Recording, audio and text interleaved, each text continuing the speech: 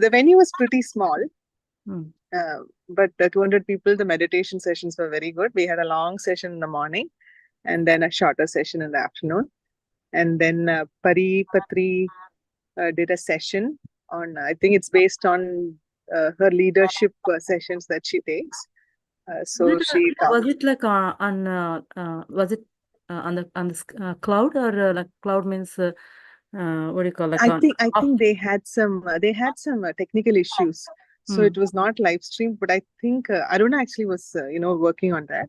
Okay. They're going to try to put it on YouTube later, but I don't think it's on there because there were some mic issues and all that. Okay. So Pari ma'am didn't attend in person, Yeah, right? she was there. Yeah, she attended. She was there. She was the one who took that. She did the afternoon meditation, and then she had that long session on leadership, which was very interesting. Wow.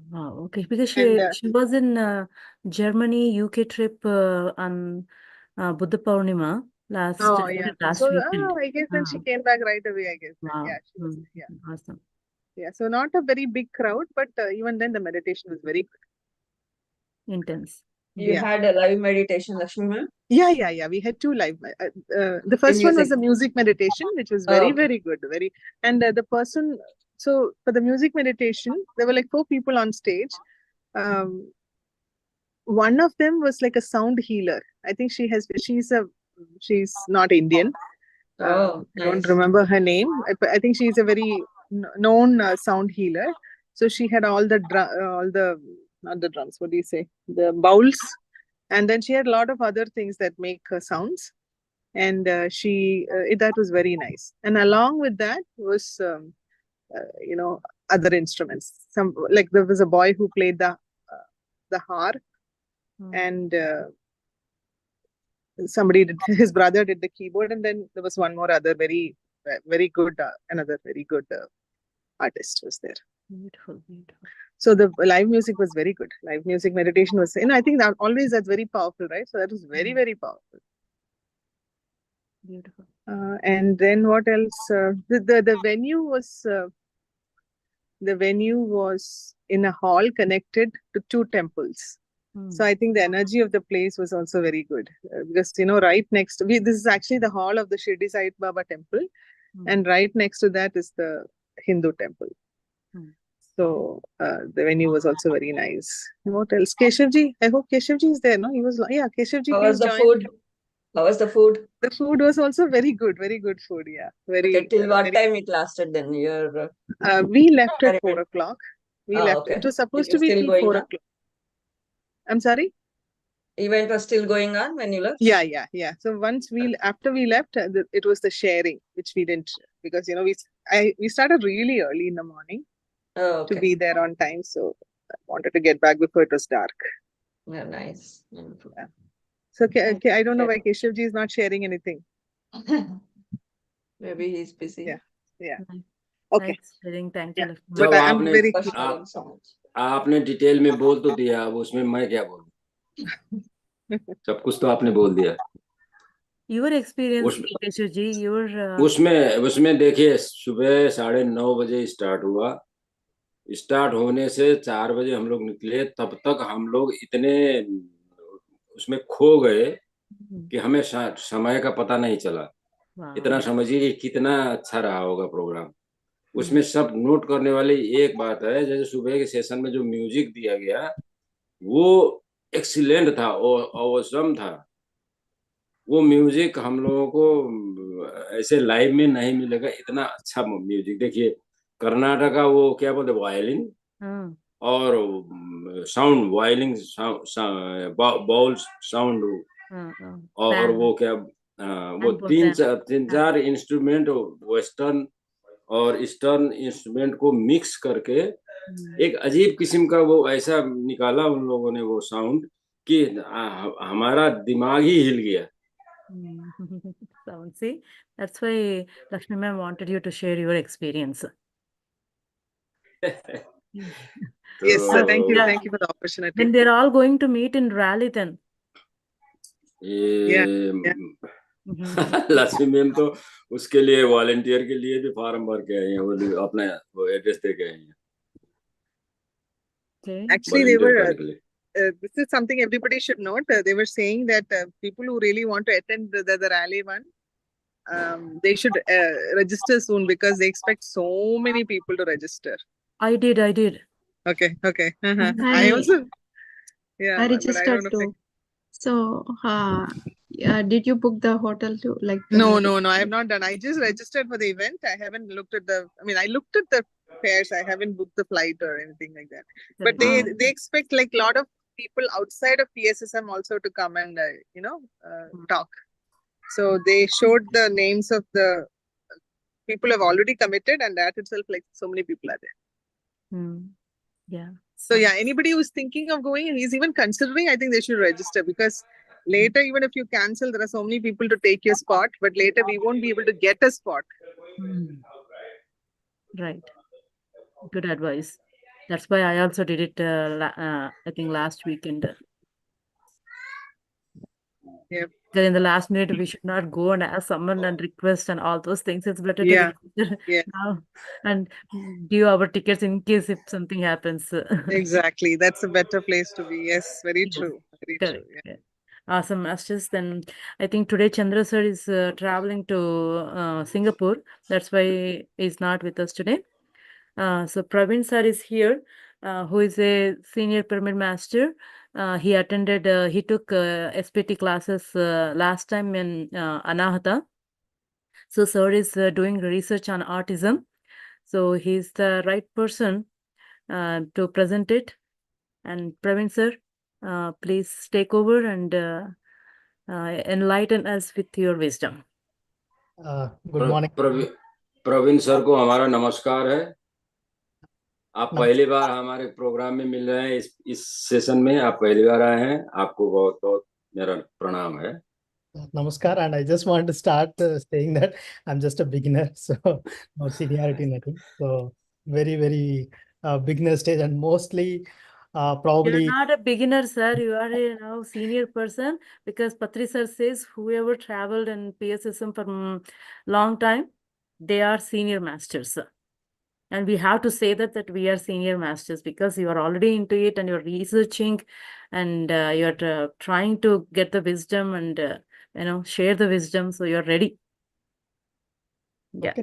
So wait. So let me share my screen and I'll just put onto the PowerPoint mode. So first of all, just make sure I'll address this first. So I'm on to this. And my slideshow.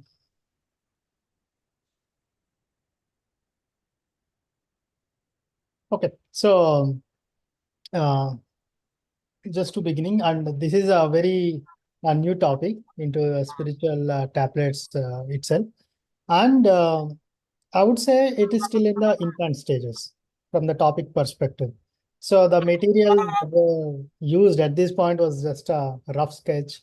So it will go through multiple iterations. So eventually, maybe in the next couple of iterations, we will definitely maybe add or increase or enrich the presentation. Okay, that's just a disclaimer. Now, before we get into it, just wanted to know how many of you are aware autism. I mean, I know some of the members, right, Rajesh and Indu, of course, they are aware, and Lakshmi Madam, I know you are aware. So, how many of you are aware of autism? Yeah, just raise a hand. Just trying to understand, like, what kind of audience we're talking about. Okay, 2 hands, 3, okay, 4. Nice. Okay, so it is 50% of the people. Okay, now it looks like it's going up and down, but yeah, it's roughly, I would say 50% of the people are aware of autism, right? I think maybe some of you are directly maybe experiencing it. Some of you may be experiencing through your friends and family and others, right? So I'm actually trying to take it on a slightly a different stance than the usual definition of an autism. Okay, that's why I just wanted to give a brief on what is autism in the general convention, and then trying to explain it in a way that we have understood autism. Okay, so even in the today's definition of the latest medical standards perspective, autism is not an illness. That may sound bizarre for the people who are already knowing or experiencing it, or who have seen people facing the problems of their children. Of course, just to even get up, and I'll take even a one step below, right? Autism is a spectrum disorder. Typically, you would notice children behaving differently, and there are so many different types of behaviors. I've just noticed. I've noted a couple of them on the chart, but put it in the simplest way. If it's as if the child is living in her or his world, completely different, disconnected, and there are so many books actually comes up with the word disconnected. Okay, so they're on their own journey, and the parents start suffering, and the amount of suffering is so much that I've seen people who are going to an extent of committing suicide. So it is not a simple thing, just to get you to notice. But is it an illness? It is not an illness. That's the dilemma or dichotomy of autism is all about, right? Because if you look at it, it cannot be detected through the standard medical apparatus. None of them will really detect it. So it is exhibited through the behavioral symptoms, and that will start popping up slowly. Eventually, I think generally people will detect it around 3 years. Some people can detect it around maybe 9 months or 1 year age. Some of them are 18 months, but again, it varies, right? So on average, it goes up to 3 years. Yeah, but some people can adopt it only, depending on how much of awareness that they are in terms of about autism. If someone knows about autism, they can detect it instantly. But many people don't even know the word of autism. That's why it takes time for them to detect it. So again, I think you've understood, right? I am contradicting myself in a way. While it is at one side, I'm projecting it's an extreme difficult situation for the parents to see child behaving differently. They can go to commit to a suicide. On the other side, even the medical definition, take NHS, the new UK. In fact, UK has clearly decided, taken the word disorder from the autism definition. Autism, they're very clearly saying, I'm only talking of US, UK, because in the US, it is still called as a disorder in some way. But in UK, it is not even called as an illness. It is called as, it's just their brain works differently. Okay, that's how their official projection, and I'm sure soon most of the medical fraternities will adopt to that. So when there is no illness per medical science, when we say illness, again, as per the physical lenses, but why the child behaving differently, right? That's the $1 million puzzle, and no one knows the reason. No one knows the answers. That is again, I'm just trying to give you the magnitude of what is, magnitude of this problem. Now, if you look at a slightly deeper down, again, don't go into too much detail, but just a brief version, right? First thing I've told that they're completely disconnected. That means they live on their own world. Okay. Typical stereotype behaviors you will see, maybe lining up the things, staring at few objects, or maybe just staring at the ceiling, or even I would say repetitive activities, or at one point, that's how it will start, and slowly some people I would say maybe 80-20, or maybe I don't have exact statistics of people who are speakers or non-speakers. So, but in general, autism results in a delayed speech. So, which basically means a lot of kids don't speak, and some kids never speak at all, right? It goes to that extent. And some kids will pick up speaking at a later stage, and some of them just speak. So again, it's a spectrum where you have various dimensions. But if you take an average kid has speech issues. So there's a delayed speech issues. That's on one of the very common difference that you see among the autistic versus neurotypical. So the definition, the way we call children is the normal children is called neurotypical, and the autistic kids are called neurodiverse. Okay, that's the new normal definitions. So you no longer call them as people who has a disease, but you only call neurodiverse because, again, I'm saying word neurodiverse. So that means their brain works differently. That's all. So when the brain works differently, there are certain, again, significance of certain organs. The way, I mean, there is a communication gap, I would say mismatch between the brain and the rest of the body. And that manifests into various ways in terms of extreme anxiety, right? Or extreme focus on a very specific type. Maybe picking up one specific car or a toy, just continue to play with just one toy all the time, nothing, nowhere else. Again, I'm just giving you a few examples, right? Or extreme sensitivity to light, sound, taste, touch, all of those indriyas, right? Extreme sensitivities. Hyperactive, that means, again, there is absolutely, is not able to pay attention to the regular instructions and all. Hyperactive to a certain type of behavior. Could be running, could be jumping, could be stimming, could be doing a certain activity all the times. So again, there are some more details like unusual eating habits. That means either they keep eating a lot because, or they're very, very, very picky eaters. Even the sleeping habits are also unusual. They pick up, either they wake up at 3 a.m. and starts using their, basically doing their own active things, or they sleep normally. So there are not a clear way to describe autism works only exactly this way, right?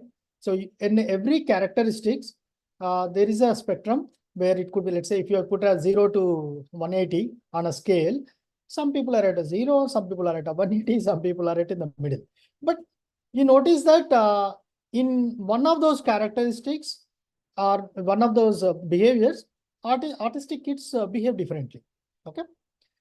So this is on the medical lens in a general way, right? All of these behaviors causes so much pain to the child, parents, as is mentioned. But as an autistic kid is fine. He's a happy child. So in that sense, normally you see all of these diseases, right? Any diseases you say, a person who has a disease suffers, right? Take a cancer, diabetes, or anything. But in the case of autism, the person who has a disease is a child doesn't suffer. It is the parents who suffer. It's another unusual paradigm. So again, I'm just only trying to give you the sense of the general perception, right? So that's how the autism kicks into the parent's life. Parents will take on a different paths. Again, each parent is different, right? Some parents who, I mean, the typical ways parents react is, the first thing is denial. No, my child won't be like this, right? There will be a few months, depends on again individual parents' reaction. Few months, could be maybe a year, or could be a few weeks, depending on the parents' readiness. There will be a denial phase, right? And after denial, there is a set of anger. Why did it happen to me? And that anger phase actually lasts long. Some parents take it a few months, some parents take it few years also. And once that anger phase settles down, then there is a set of an acceptance phase sets in. Okay, fine. We accept our child is different. What do we need to do?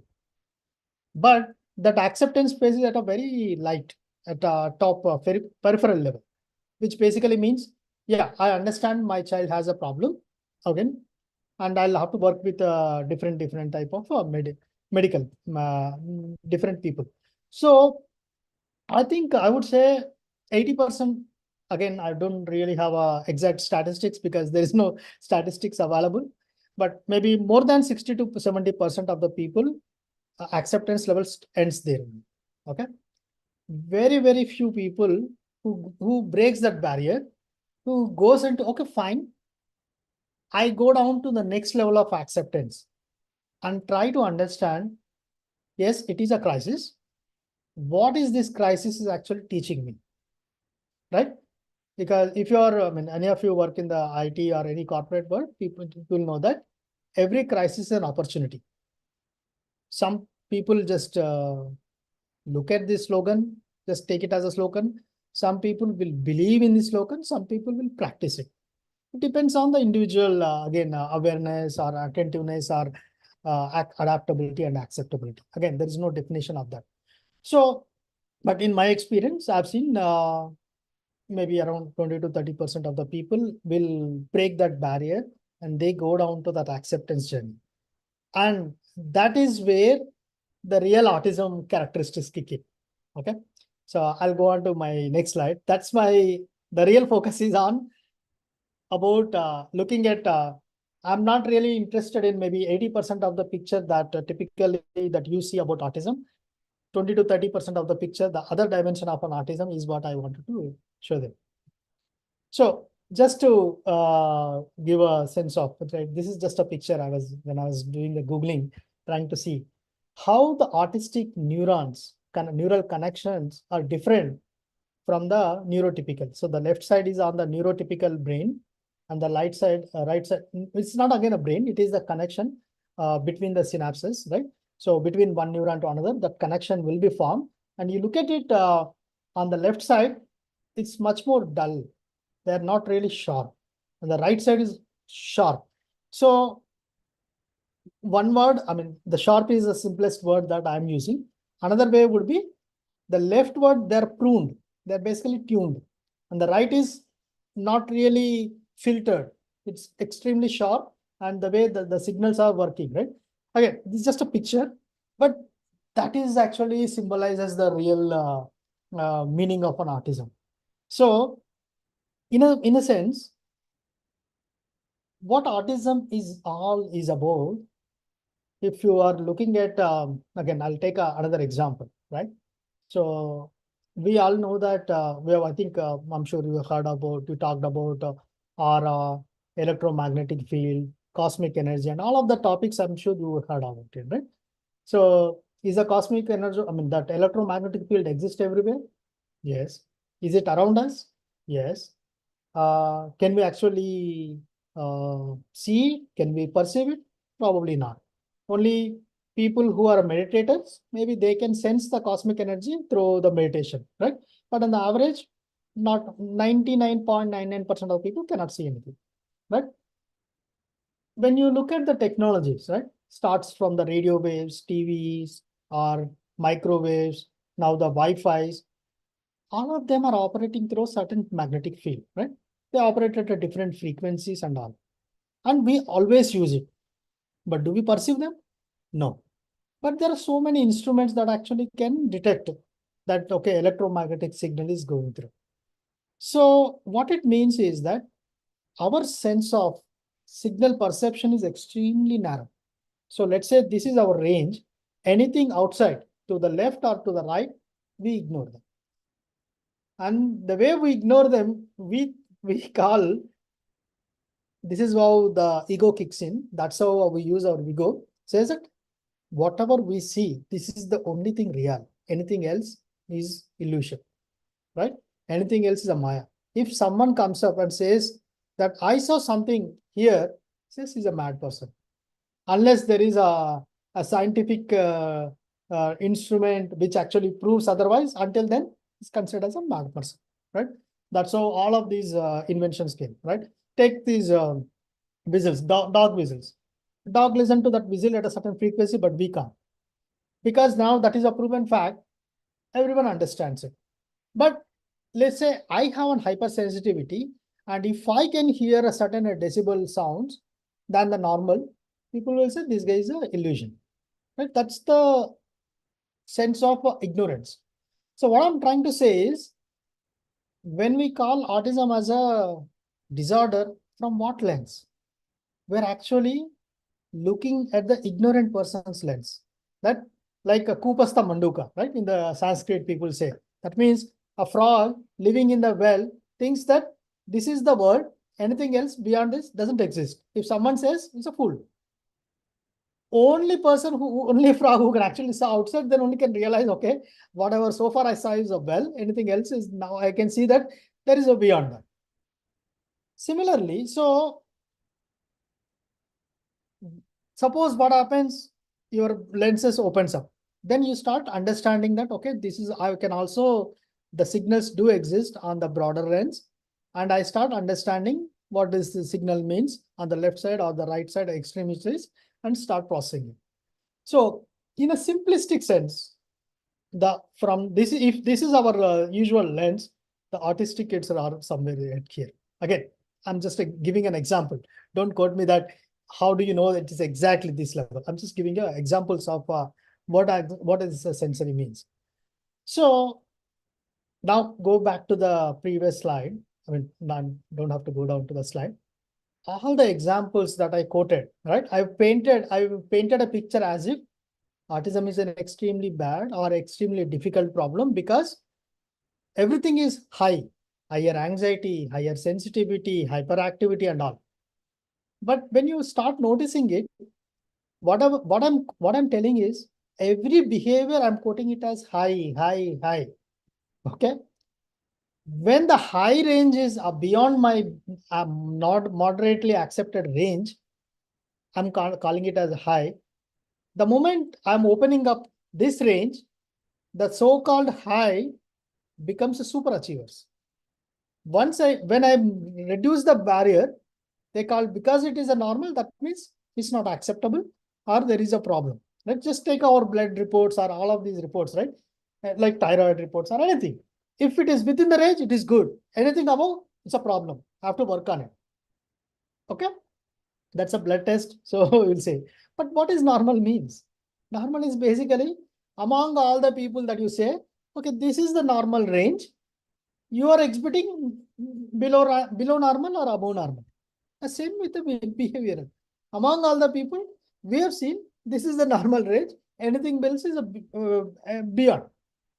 It doesn't really need to call for anything alarmist message. But that's the trend today. Or that's how the world or the illusion is. But in reality, they just have a broader range. Okay. So now, when we look at this word autism is auto and ism, right? Ism is a word everyone knows. It is anything to do with something. If you're perceiving that is ism, like spiritualism or anything.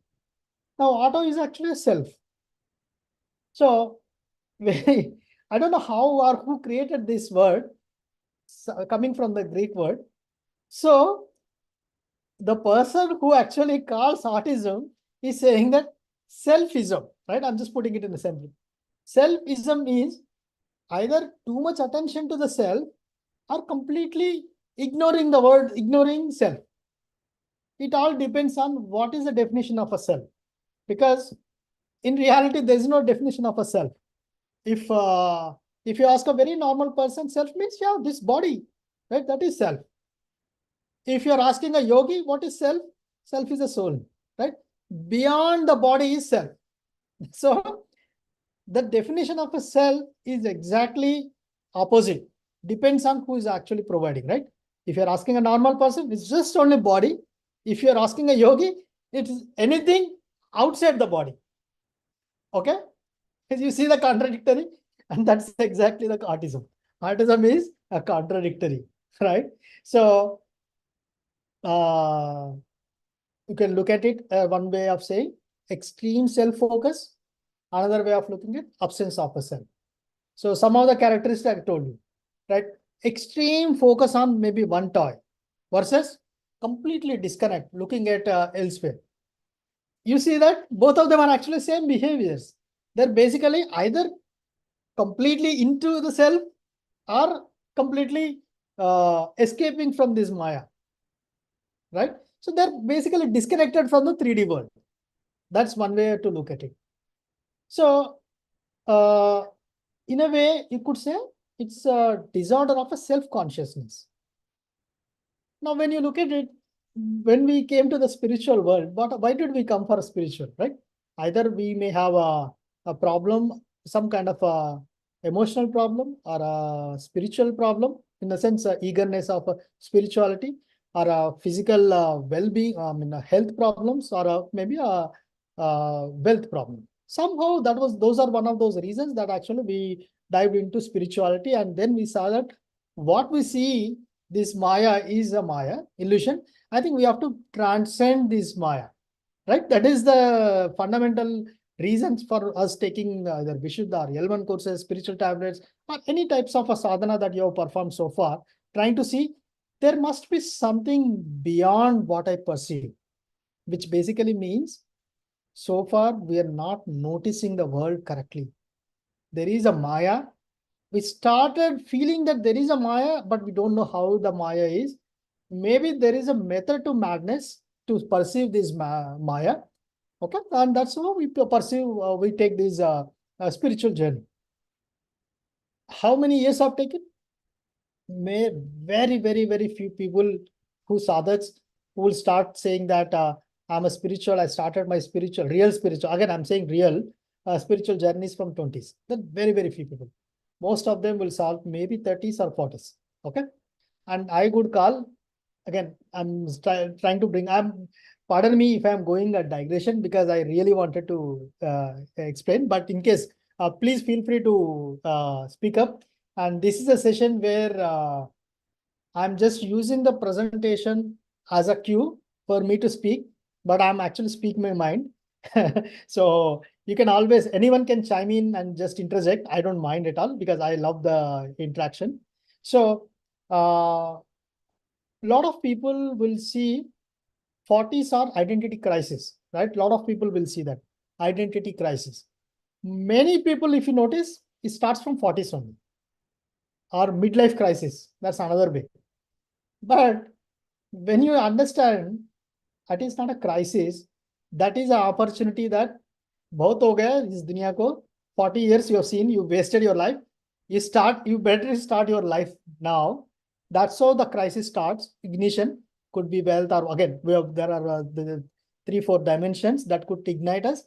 We feel that nothing actually is happy. I mean, I'm not really happy with whatever I have. Something is beyond. So we are so far, whatever the identity that we have constructed, we start feeling uncomfortable with the identity that we have created. That's why we call identity crisis, because that crisis should help us to go beyond, to break that identity. And how many years have taken? About 40 years, average, right? Now look at the autistic kids. They start maybe 3 years, right? As I said, around 2 years, 3 years. They start with that without identity crisis. Again, I'm using the word crisis, but lack of identity. That's how the autistic kids are, right? It's a very powerful statement. If provided you are a parent of an autistic, or if you are noticing an autistic child very, very closely, that you understand it. So it actually, its first thing is the child is already at that stage, right? When you are after 40 years of crossing, the way you are trying to seek the spirituality, they're ready. They say, by born, by birth, I'm ready, because this life I came here for a sudden spiritual awakening. I don't want to get into this 3D or more Maya. I want to do something different. That's why I have these characteristics. That is the way child is declaring that I came here for a different purpose, right? Again, that's one way. Another way to look at it. Autism, or a disorder of a hyperfunctionality. In spiritual sense, it's called intense world syndrome. Again, this is not a medical, this slide I'm taking a different view. It not necessarily be accepted by the so-called medical society, but eventually they'll get there. So it is an intense world syndrome. What is intense world syndrome means? Means any activity that you do it very, very intensely. Okay. Now, I'll take one famous example. How many of you know Sadhguru? Probably most of you, right? When you listen to Sadhguru's videos, the word that he uses the most is involve with that present moment intensely. That's all he uses. Again, I'm just rephrasing what he's actually speaking in many various ways. He always says, live in the present moment, intensely involve in the present moment. He's not saying completely leave your world, right? Like you see Sadhguru flying a motorcycle, doing sadhanas, doing pujas, everything he does. But whatever he does, extreme intense. And the entire world worship him. Or maybe entire spiritual world regards him as a very high person. But if the artistic kid traits, we call him as a disorder. So you see the difference? And when Sadhguru was a child, his mom or his parents always used to wonder, when will my child becomes normal? In a way, of course, they didn't really use the word autism or anything, because Sadhguru talks many times that he looks at the things, he looks at an insect, maybe when reading a book, he will spend hours together just watching that insect. He'll spend hours together just watching the water. And I think he's talked many times saying that how many of us really understand water? Of course, everyone knows water is an H2O, but what is really water? So what he's trying to say is, in reality, there is a world exists. We look at with a narrow lens through our eyes. We look at it. There is a projection of the reality that kicks in, and we saying, okay, this is my world. But the same reality, other person look at it, they look at it differently. So it is the projection of the reality that you perceive and you call it as a reality, whereas other person perceives it completely differently, right? So again, this is a deeper subject. I'm still a beginner in this journey. Don't really take me in any way. I'm still trying to understand. A lot of people will think reality, like what is versus what isn't. You don't really have to read a lot of books. The best lesson that life gives us experience. That's why if you look at everything, life is all about just experience it. Don't look at theoretical lens. Don't really judge. Don't really call good and bad. Don't really do the labeling. Just experience the life. Then you start getting it, right? So autistic kids are here to just experience the life as is in an extreme sense, because that doesn't fall under our definition. So it would be at a different level altogether, right? So again, we just talked about is like how the neurotypicals are restricted detection of a sensory, which is very limited sense, versus unrestricted. So restricted is a neurotypical, unrestricted is a autistic. And we're calling this as a normal or a good, healthy, and this is disorder, whatever the word that you're using. But our interpretation is this is bad and this is good. So restricted is good, filtering is good, lack of capabilities are good, higher capabilities are bad. Okay, that is the reality today. And another, again, I'm just giving you a glimpse of autism. As I said, feel free to speak up. Again, it's an interaction. I'm not a teacher or a guru or anything. I'm just a friend, I would say, just talking about something. Okay. So many autistic individuals, whoever is whoever seen autistic child knows it. They tune into the care providers or whoever is the nearby. Okay. So they connect with the child, the emotional energy of a person who is actually close by, and they reflect the mood and energy of the person. What it means is they're actually mirrors. If you are a bad, they make it bigger bad. If you are a good, they make it a bigger good. So they're basically helping us to explore whatever the emotions that are hidden inside. We may be projecting ourselves as a very nice person, but maybe emotionally underneath me, with a lot of things, maybe boiling down. I'm not able to accept many things. They are the ones who are helping us, poking things and showing it. But is that, with that regard, I just wanted to say, every child is actually helps the parents to show all of the tantrums. And it is not the tantrums actually the child is behaving. The children actually expressing their gratitude to the parents, because children came through us by showing that, look, these are the problems that you work on yourself. These are not my problems. Of course, we don't understand. We being so foolish, we try to say, my child is bad, my child is good, my child is obedient, all of the labeling everything, but we are not understanding. The kids are helping us to evolve further. That is maybe their way of showing gratitude, because they are actually come to the earth planet. And that is a normal. That is nothing to do with autism. Every kid. For further details, maybe just listen to spiritual parenting. If you are a Telugu person, listen to Devi Chakka's videos on the spiritual parenting. She talks beautifully. You can listen to her YouTube channels on how parenting is all about. Autism is a level of a degree. Again, say if this is a neurotypical, autism does differently. Autism will be magnifying that at a multiple levels. So they just whatever the emotional energy that we carry, they just amplitude magnify, and we do not understand that. So that's why we are trying to give the label. Another characteristic, as I said, delayed speech or lack of speech, right? Or less speech, different phases. In another way, they don't use their mind, or they don't use a mind for the usual things. Okay. When you talk to, when you listen to Patriji, if you listen to him closely, he says 70 to 80% of all the problems are coming from our Vak Shakti. Because our Vacha, our Vak, speech isn't pure, we actually create all the problems. Right?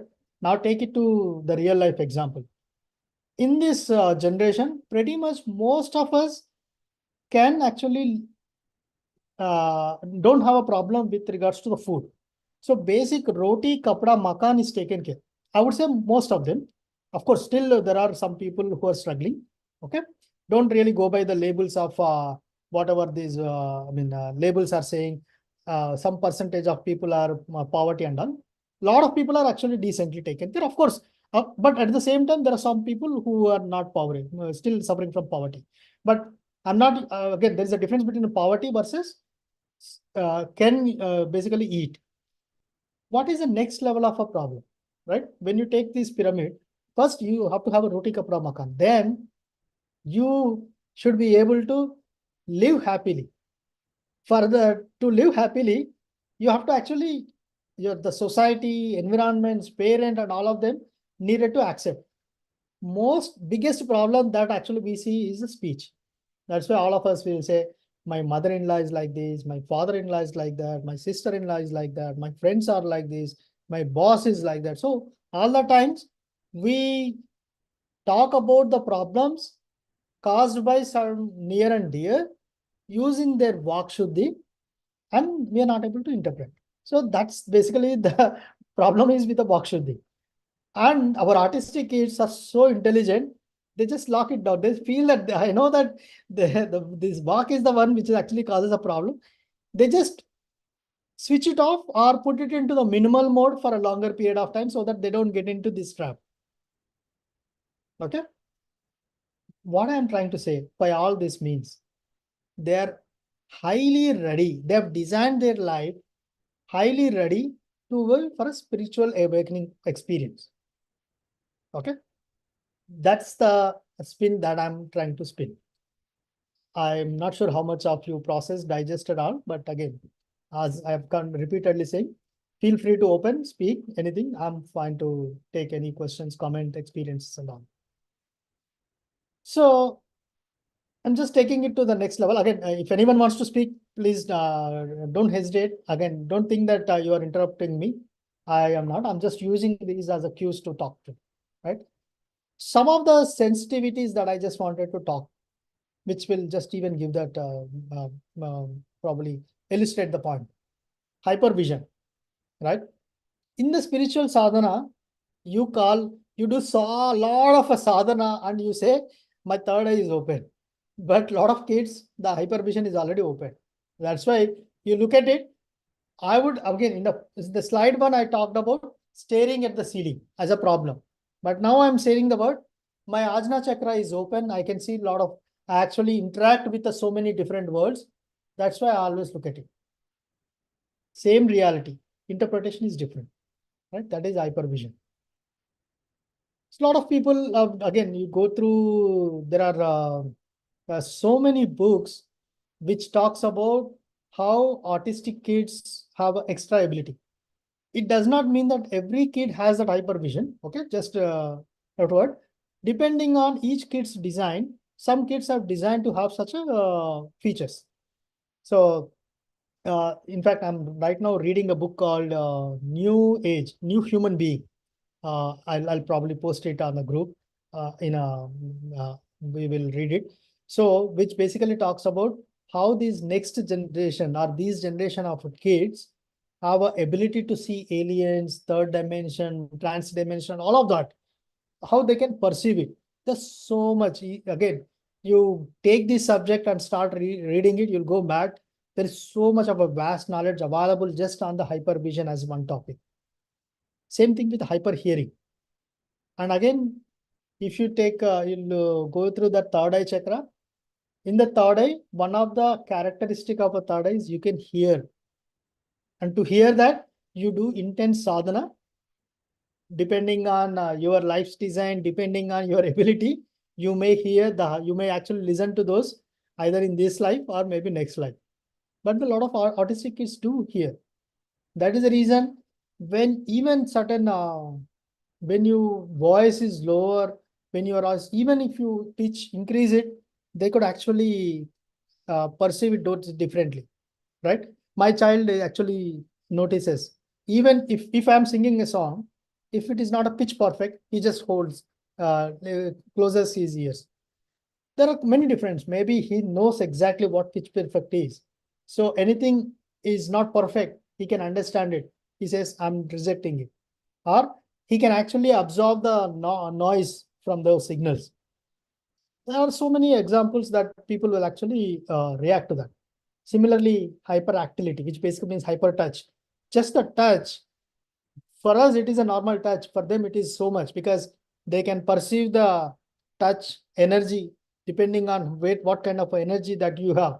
They would perceive it very, very differently because they can actually, it's not a physical touch any longer for them. Same thing with hyper smell.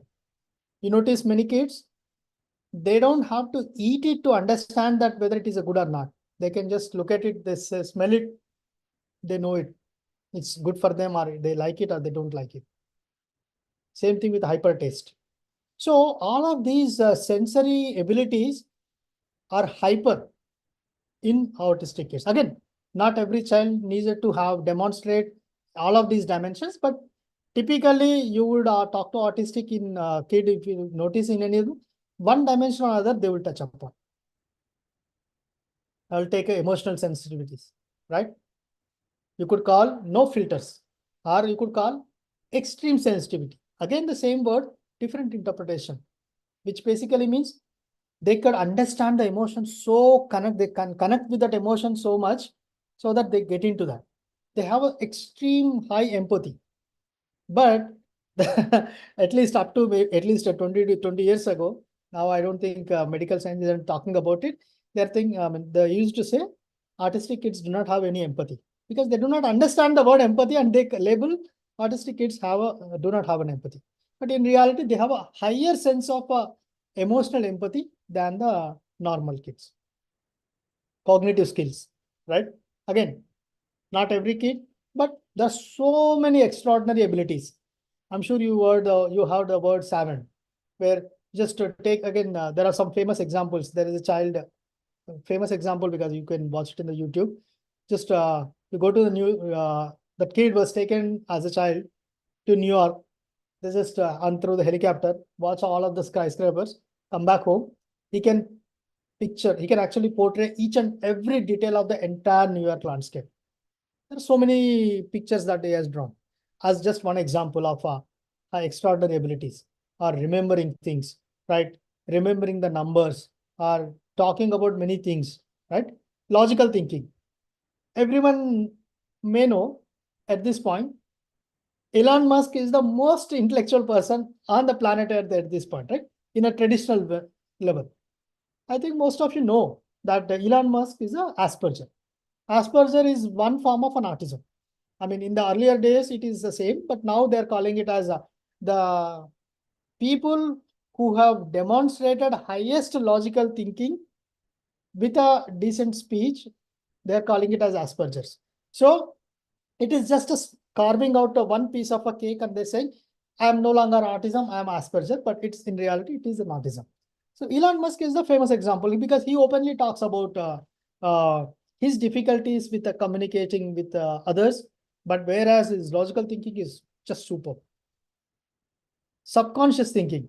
I'm just giving an example of a Temple Grandin where a lot of people may be aware, whoever knows about autism. She connects with our animal. I mean, she is much more connected with animals. When the animal suffers, she can sense the pain, right? So all of these abilities, they have higher, it's not lower. At the same time, they have higher abilities in few dimensions. To have higher abilities, they have designed to shut off some other valves. That's the line. So it is by design, they close many valves. They just concentrate on one of those valves, concentrate on it. Okay, so that's by design. Again, couple of even this is just a definition of a spiritual intelligence. This is something spiritual sensitivity, spiritual intelligence, spiritual quotient, SQ, SI. So many definitions keep coming in. One of the definitions, there are so many definitions, but loosely all of the spiritual intelligence definition comes under this. Capacity to transcend physical and material, ability to enter a heightened state of consciousness, right? Ability to invest everyday activities with a sense of sacredness, and trying to solve problems, daily problems through the spiritual resources, and any activity trying to involve very intensely. And you notice most of these characteristics, if you take an autistic versus non-autistic, autistic kids have an extreme higher edge on the spiritual sensitivity. Okay, I'm not here to just say that label that autism is everything is good and don't call autism is no longer a problem. I'm just trying to give you a sense of a different meaning of what autism is. It's different from the traditional sense. And Lakshmi madam, please caution me in case if I'm going too slow, because I have many slides, but again, my intent is not to cover too many slides, just to talk about autism. And if you want me to change the pace, please feel free to chime in.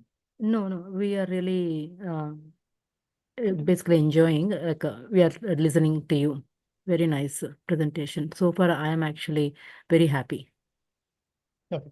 So now I'll just change the genre. So if you, again, I think many of you may be aware, may not be aware, depending on how much of awareness, right?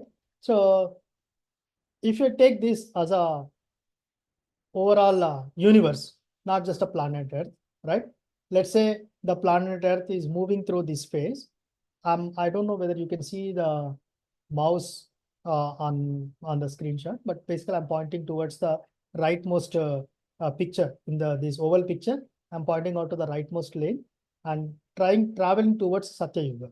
Okay, where this green line is, you can call the universal magnetic field. So universal magnetic field. Just like Earth has a Gurutva Akarshana Shakti, which will pull the objects towards that. For the entire universe, there is a magnetic field, good called universe magnetic field, unified field, as Einstein said, many different ways. Okay.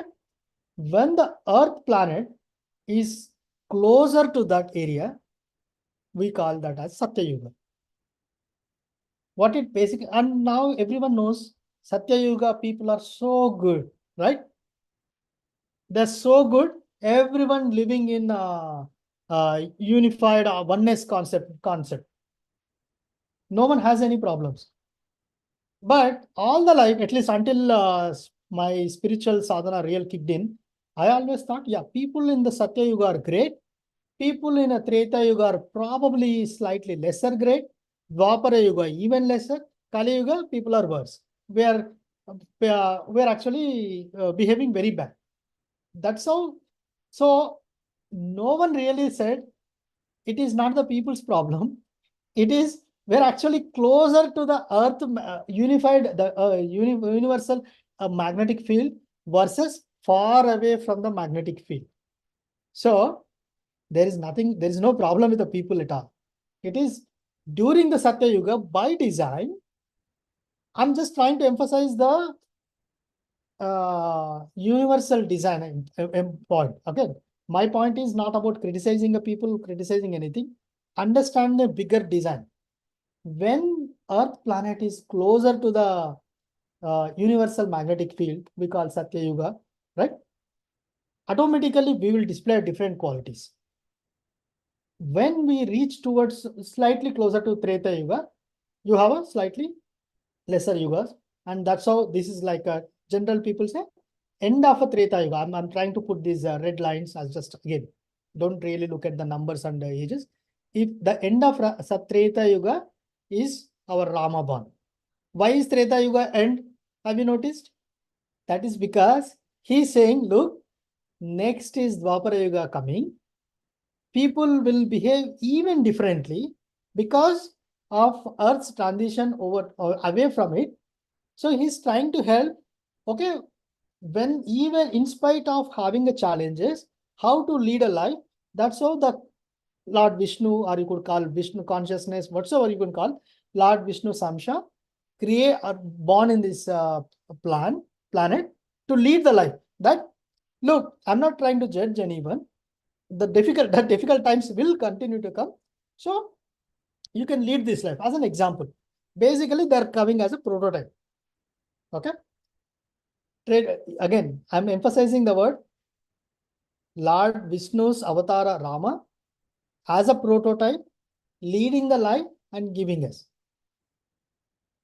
And any of you have read Sita Yuga, Sita Yana, right?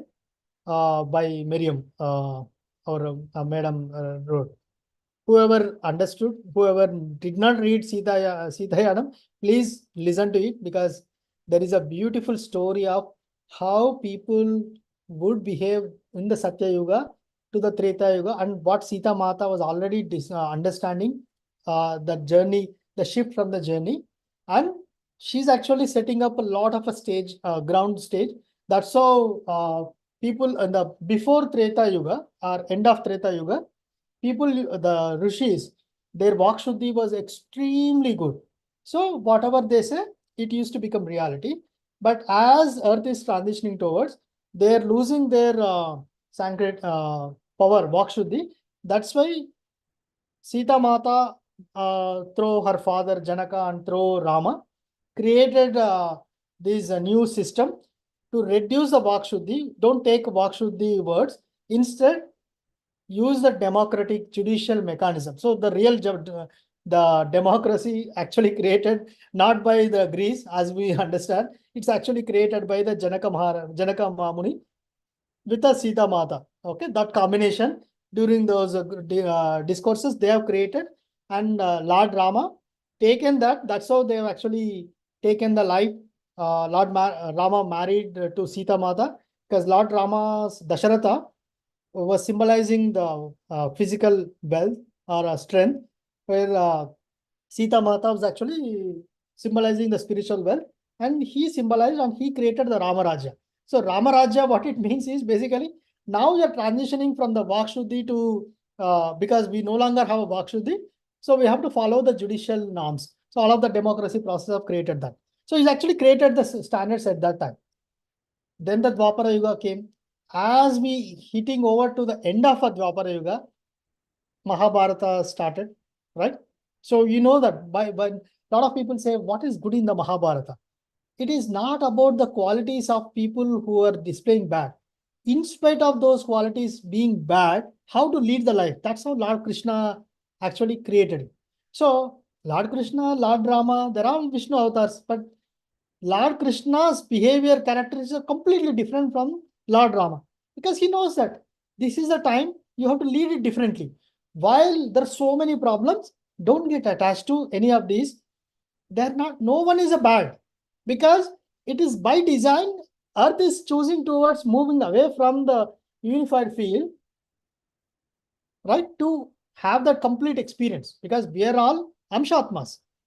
When we become Purnatma, Purna means complete circle. When we say complete circle, it will have a good plus the positive plus x-axis plus y-axis, negative x, negative y. If you do not have a complete life cycle, then it will never be Purna. Purna means everything. So how to deal with positivities, how to deal with the negativities, in spite of those, how to lead the life, that is what Sri Krishna actually taught us. And then that's how the Kali Yuga started, Kali Yuga ended. Now we are at a somewhere, again, we are probably traveling towards the Treta Yuga. What it basically means, now look at this. Dwapara Yuga end, Treta Yuga end is the Rama's time. We are maybe closer towards traveling towards the Treta Yuga. So that means we have to start like Rama, what Lord Rama, Lord Sita says, close the Vakshuddhi, work on the democratic process, because now we are ending the Treta Yuga life. Now we should do opposite, right? Improve our Vakshuddhi. How to improve our Vakshuddhi is the question. That's why the Patriji always focused on improving our Vakshuddhi. Why is asking, focusing on the Vakshuddhi? Anything else? Because we are transitioning towards that. Our Vakshuddhi becomes more and more powerful. Not necessarily we, right? In the next 1,000 years. Because we're talking, we are like a nothing. 100 years is nothing in the scale of this transition. So start working towards a transition. So when we change the gears, we have these generation of kids who actually designed to first shut this nonsense, start opening much more cleaner, like Lord Krishna did during the Mahabharata. Why did actually Krishna did not prevent the war? Because he knows that this requires a cleansing of earth. That is why, if you notice, most of the, 14 plus 18 Akshavanis of Sainyam was completely dismantled. Now that new yuga was created. So he's actually cleansing. Our artistic kids are cleansing in a different way. Okay. So what I'm trying to say is, this is by design. At a certain stage, a consciousness or who comes in, it doesn't matter. We, Earth or this universe, designs its environment such that it is preparing Earth or the universe for the next set of Anevale Kalo, right? And next coming generations. That's how it is preparing. So I'll move on to the next slide. I know what I realized is, I thought I speak more, but I didn't realize that I speak so slow. So this is there is a book called Cheesy Monkeys. We've been reading that. That's coming from a autistic parent, and this is a book written by a British author. Again, we can publish that book details. So what author did was, he's trying to look at all the children who are born at a different stages, like some 1,000, 2,000 years, trying to see at any time, some children are different. And why they are same different? Because they always, all of these time, again, I'm not interested in focusing each and individual, because that itself is a topic altogether. But I'm just giving you a glimpse of a different perspectives, different authors, different people. It is not that why one individual saw this. There are so many people who are noticing it, but they have not really connected fully well, or in the process of connecting the dots together. So the author calls there are like 5 different types of children. Each children are at that moment somewhat different, but they are always prepared for a next coming generations. So I'm just using the word called rule breakers. the existing status quo, they break the status quo. That is the fundamental characteristic of every child or every of these categories. Same thing with Lord Rama, same thing with Lord Krishna, because at that stage, wherever that society is, they break the status quo, they created something new. Yes, by the time Lord Rama was actually started ruling, girls stopped going to school. But it is the women who are actually scholars before. When we look at example, Anasuya, right? Everyone thinks, yeah, Sati Anasuya is a very pativrata. No, that is not her definition. She is a scholar. Her husband, I mean, now I forgot her husband's name. Her husband is actually a lesser scholar compared to Anasuya. Same thing with, again, Gargi, and there are so many women leaders. This again, even with Ahalya versus her husband. Now I'm forgetting. I'm very bad at forgetting the names. So what Ahalya is known today is completely different. Ahalya's capabilities are much higher than her husband. But by the time Lord Rama, I'm not talking about the Kali Yuga. By the time Lord Rama came, everyone already forgotten.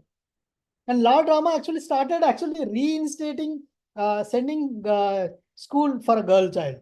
And that was like a lot of people are actually protested. But of course, he broke the status quo. So similarly, I'm just giving you one example of the so-called, the societies.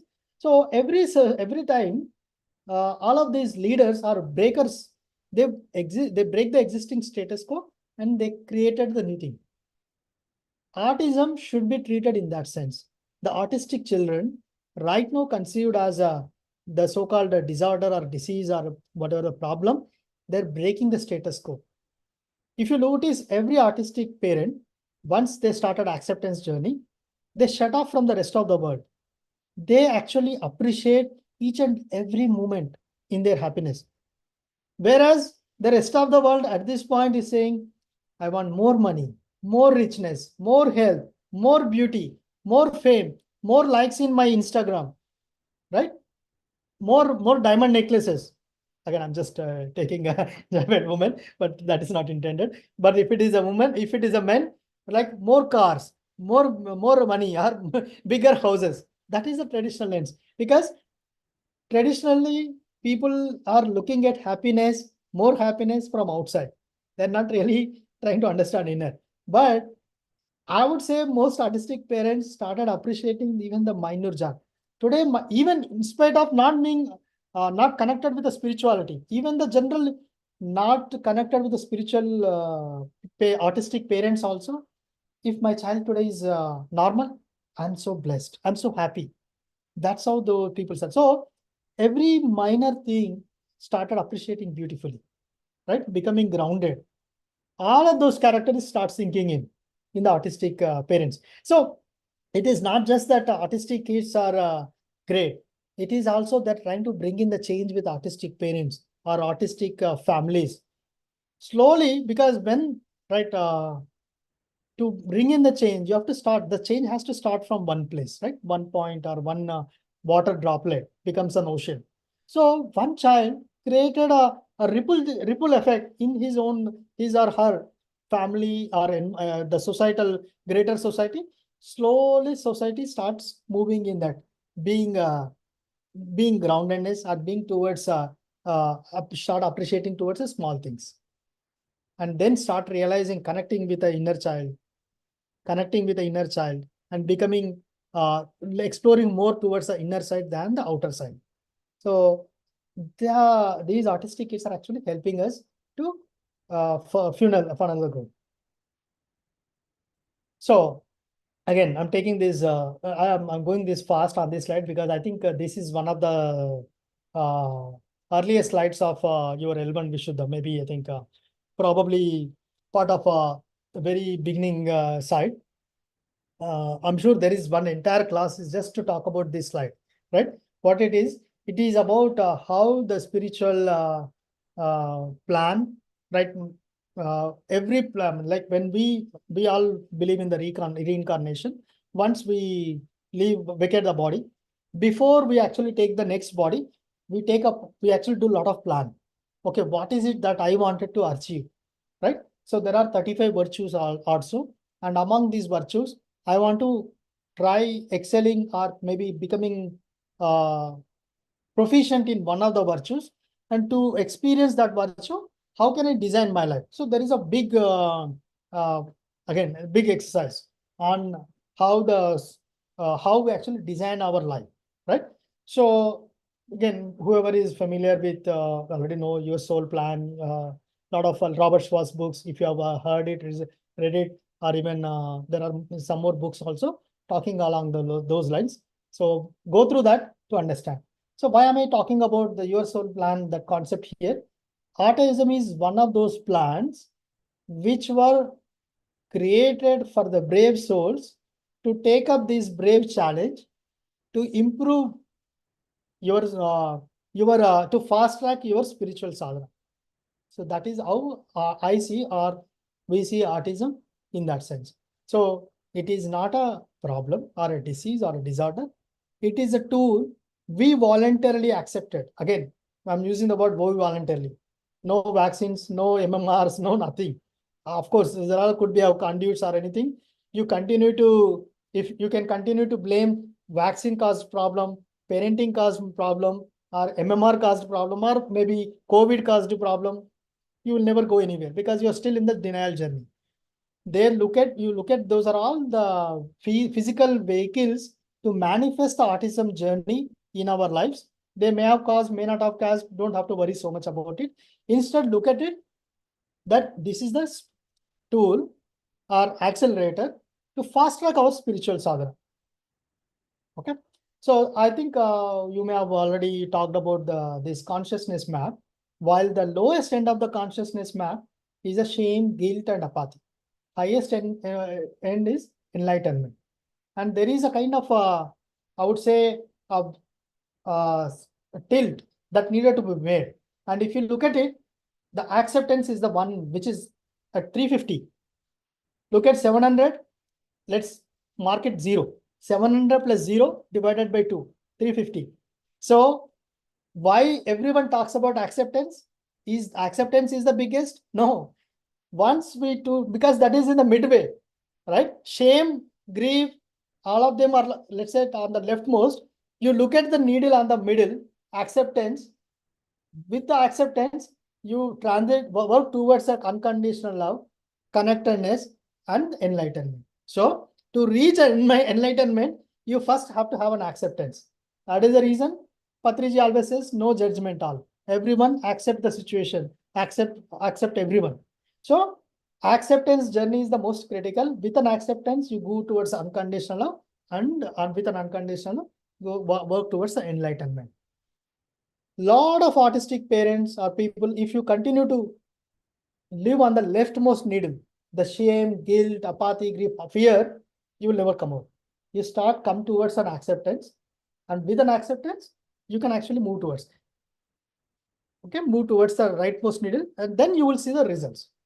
Okay, so again, this is just my interpretation. There is no book or anything. So again, I want every one of you answer this question. So take this leftmost side. This entire door is closed. Okay. Take this rightmost. This entire door is open. What if I ask you, let's say this is 100%, closed means 100%. This is 0, means completely open. Let's say our desired configuration is maybe 80. Again, I'm just giving you numbers. Means slightly open, not completely closed. So the question to you, to all of you is, what is the quickest way to reach the desired state? Can any of you answer this, or just put it in the chat, whatever way? I can throw this. Either you can just say left or right, or close or open. What is the quickest way to reach the desired state, like a green or a blue? Which path will take us to reach the desired state faster? Can all of you just answer? Again, use whatever mechanism that you have. Just take a moment pause. Sir, can you please repeat the last sentence? I So kind of missed assume it. that, okay, assume that, let's say this is a puzzle. The desired state is the middle path, which is almost maybe 80% closed, maybe 20% open. And the left side of the journey is completely closed. Oh. Right side is completely open. Which path is the quickest path to get to this state? Don't look at it measurement, like what is that desire? For the right path, this door needs to be completely or 80% needs to be closed, and this is maybe 20% to be open. Green. What's the quickest? Green. Okay. Now again, please feel free to answer all of. Again, it's not a. I'm saying I'm not really grilling you. Just trying to bring you into a certain different dimension, different picture. Okay. Don't look at it mathematically. Okay. So fine. Please feel free to answer all of you. And there is no theory. Again, this is just Answers are in the chats if you want to look at. yeah. Okay. Any more people wants to answer? Everyone, please vote some. Whatever, as per your understanding.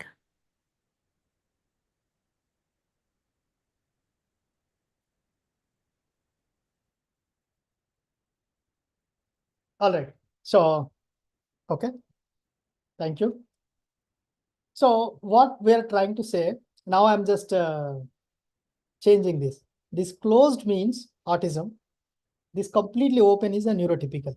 So neurotypical, and this is a neurodiverse. And this 80% closed or 20% open, we call enlightenment. Okay. I'm just changing this word. So these two configurations possible. Yeah, some people think blue is good. Some people think green is better.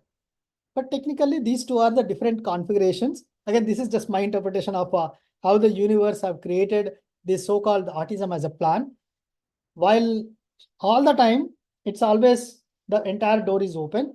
That means you're always looking outside and trying to see happiness through the wealth, physical means, glamour, likeness, what other people said it or what whoever said. This is completely closed inside and trying to see the happiness. But in reality, we came to the earth, right? We are not on the cosmic world. We are on the earth planet. So we needed to experience this Maya. So that means while we needed to be closed, connected or introverts, but at the same time, we needed to live in the world. So there must be a little bit of openness need to be there so that we can live the world. So assume this is the enlightenment state. Okay. So one way to look at it, autism is closer because it's already 100% closed. Just 20% work takes them to get to the 80%. Another way to look at is, I am already familiar with this blue path because 100%, because all my last 100 lives, I am always 100 close. I will continue to be there so that one fine day, I will work towards closing 80% of my doors to reach the desired state. Assume that that's a game. Okay. Again, I'm not really evaluating and trying to say green is better than a blue or a blue versus green. I'm just trying to say how you should look at autism as a different lens. Autism is one of the ways or one of the precursors to reach the enlightenment state because it's already closed door. All they need to do is just open a little, not completely.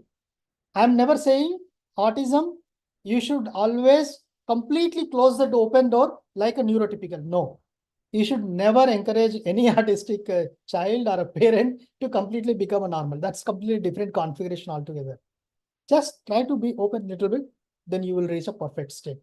Is the message that I wanted to convey.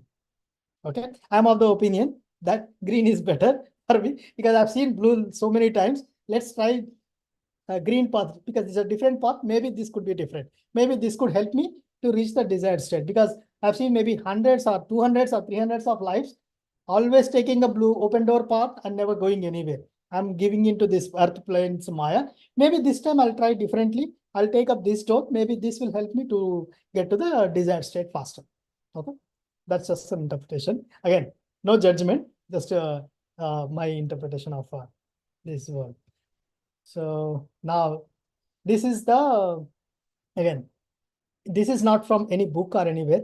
In fact, I was trying to read some Googling about artistic characteristics. One of the artistic parent who are already into a spiritual path, who beautifully summed up, see, look, recipe to enlightenment is this, which is basically pratyahara. Again, means samadhi. That's what we are trying to say, right? If you look at it, Lakshmi, Saraswati, Parvati, or even Rogi, Bogi, Yogi, or in many of these examples, right? Daylight versus night. Most of the time, use a spiritual sadhana because you are on the earth plane. Try to live earth plane basic mechanisms. That's the message from many our principles that you have learned, right? Right? You have to, but does not necessarily means relinquish the physical world. Enjoy the physical world, but don't get attached to it. That's what Bhagavad Gita says, right? No one is saying run away from the karma. Do your karma, but don't try to jump into an action. Yeah, if the karma comes, make sure it is a good karma. Don't have a good intentions or any intentions. Don't set any expectations. Just do it. Don't get attached to it, right? So basically, our desired state is samadhi, right? Always all the yogi, all the Vishnu's poses are all Padmasana, that Padmasana position, that yogi position, which is yoga nidra positions. What it means is, I do not want to be action all the time. I was always at a samadhi. If a time comes, if I needed to do an action, I'll think about it, thought I'll manifest thought into a reality. That's why miraculous thinking, right? There are four, I think I'm just Four looking. types of thinking. 4 types of thinking, right? If you look at the 4 types of thinking, the fourth one is miraculous thinking.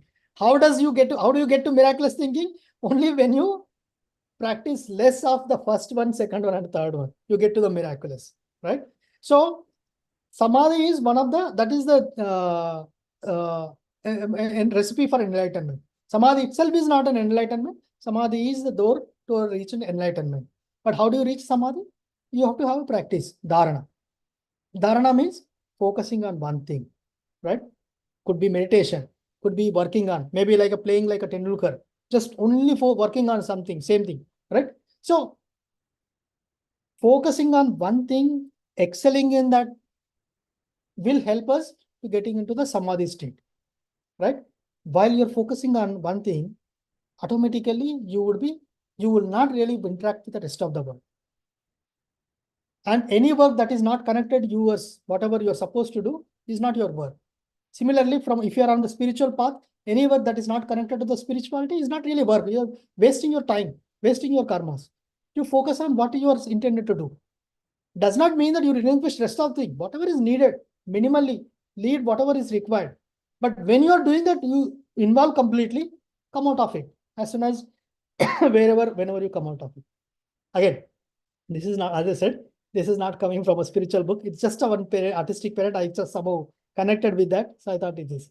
So when I look at all of these artistic traits, respecting others, have a very specific view on the right and wrong, unconditional love, a forgiveness, okay? Forgiveness to the deepest level, complete empathy, complete childhood like innocence.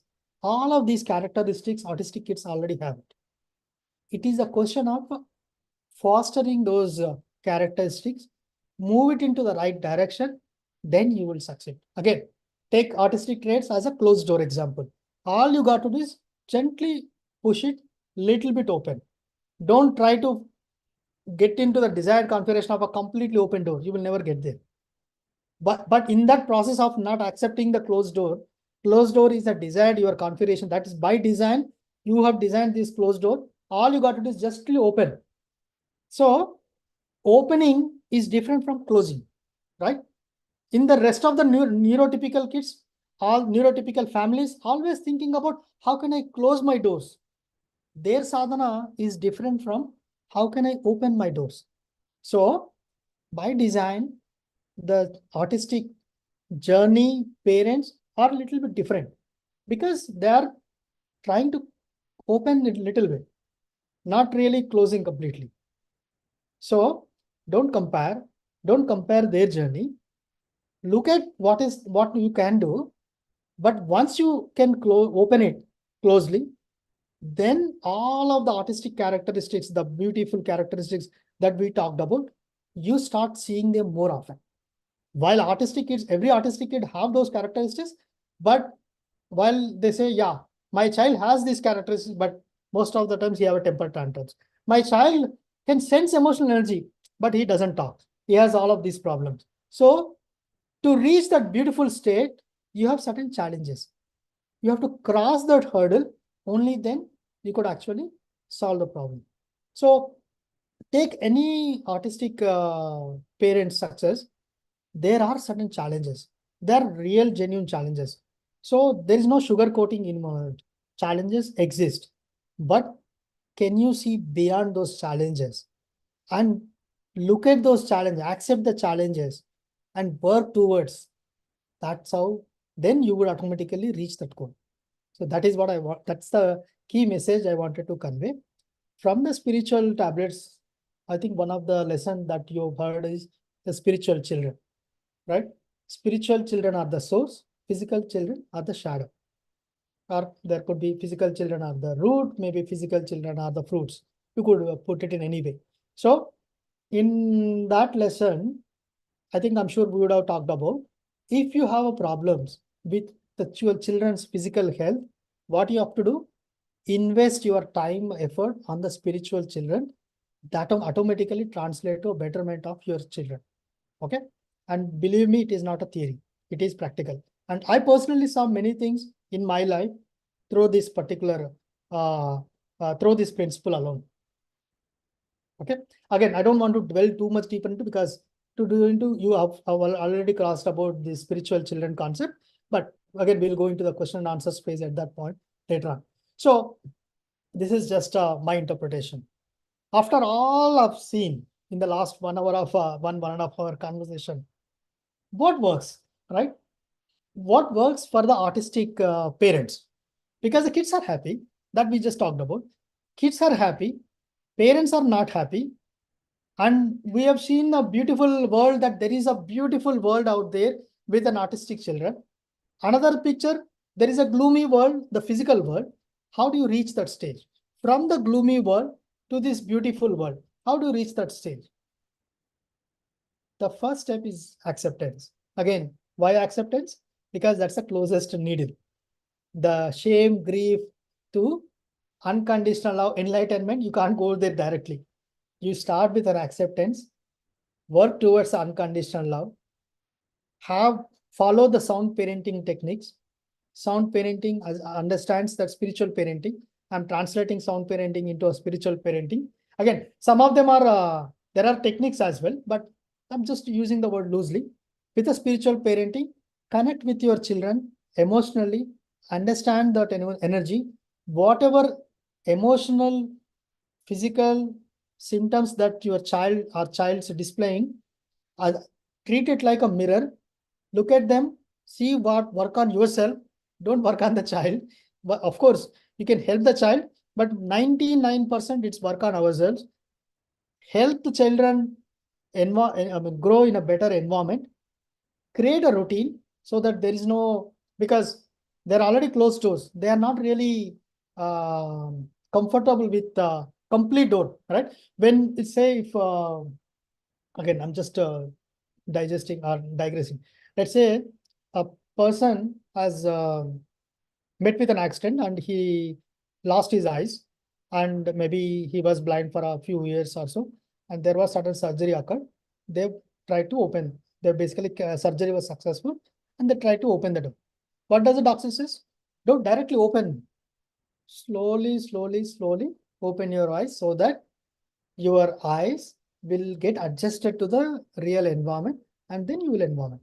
So to get to adjusted to this 3D world, our 5th generation kids, our autistic kids, our 5D kids, our 6th sense kids, our indigo children. There are so many names, words, jargons I'm intentionally using because different schools of thoughts have used different labels, right? Or our golden children need hand holding through the parents. Parents have signed the contract before taking a birth. I'm going to help you for your spiritual enlightenment. In that process, I'm also going through that. I'll help you make this journey easier by making a routine, making it simpler. Don't make it so complex, don't overwhelm, making it simpler. And every routine that I perform with an acceptable, unconditional love, with an emotional connect, and try to help you with a certain activities which help with the regulation, because you are a 5D body, but you took the 3D body. So 5D body, the soul, is getting adjusted to the body. The body and the soul are not matching. Body is at a 3D, the soul is at a 5D. So body and the soul needed a fine tuning. So there are so many, and in a physical or in a medical terms, you could call sensory regulations, right? Primitive, but primitive. Come on, I'm not getting my word. Indu madam, can you just give me a clue? Primitive regulation, what is that? Okay, I'm missing my word. Okay, that's okay. Primitive reflexes, sorry. Integrating primitive reflexes. So you talk to any autistic parent, most of the time they'll talk about how can I adjust my son's or child's sensory, olfactory, touch, senses, because these are all talking about primitive reflexes. And primitive reflexes in a neurotypical, they just come through. But in the autistic kids, the primitive reflexes don't work. They don't integrate with the body. So most of the times you work with the primitive reflex integrating. But if you are, that's on a physical level. So don't assume that autism is the only spiritual problem. I don't have to do anything. No. At first of all, you have to work on it at soul, spiritual level, whatever, like what kind of environment that you bring in. And then you help the child, because the body is different, right? Try to bring in these primitive reflex integrations, work on a lot of, there are so many things. That's why most autistic kids will go through occupational therapy, swimming, hippotherapy, sound therapy, music therapy. The body is trying to adjust to that senses. And presume competence. I'll end with a presume competence. Their brains are all super sharp, but the body and all of the sensory are not really helping them to get the glimpse of the brain superpower. So once you practice all of that, once you overcome these primitive reflex integrations, assume that they're competent, work through those lens, then you will see a beautifully super successful child. It would be Elon Musk or even more powerful than those. That's the message. And I think that, yeah, there is on a extension to that is from a spiritual tablets perspective, there is a 10 energy principles. Why do we need all of these 10 energy principles? Especially, I mean, this is actually needed for everyone. Like, how can I, as I said, I just talked about, right? While I'm working at the spiritual sadhana level, at a physical level, I have to do a lot of work. My environment needs to be completely clean. Positive atmosphere needs to be kept. Positive speech needs to be kept. Not with the children. Positive speech needs to be kept. Vegetation zone needs to be there. Group, follow as much group meditation as possible. Take off all the old objects, whatever you need, because old objects will suck all of your old, whatever the thought energies that were there, completely covered. Look at wisdom course, because you continue to manifest the positive reality by looking at the wisdom course. Use the high colors like a Vibgya, right? Violet. I think I'm sure you must have read about that. Use a primary power. Use green plants and music where possible. So these are all the physical mechanisms to upbring a child in a much better positive environment. And then, of course, use a spiritual sadhana and apply all of your primitive reflex integrations and other methods. Work through routine, presume competent, then you will see a better child, or you will see a beautiful soul. What could happen, right? What could be possible?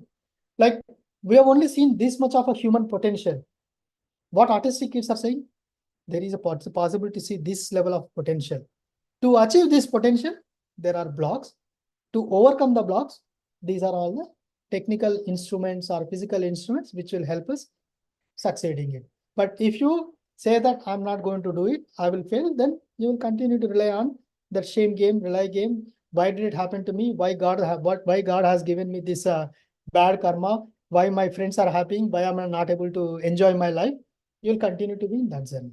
It's just, I mean, I'm not really pointing to anyone. I'm just giving a general tone. So come out of it, then you will see the beautiful one. I think with that, I'll probably end. I hope, yeah. I'll just give last, maybe, I'm sorry, I know we are taking long time, Lakshmi Madam, sorry.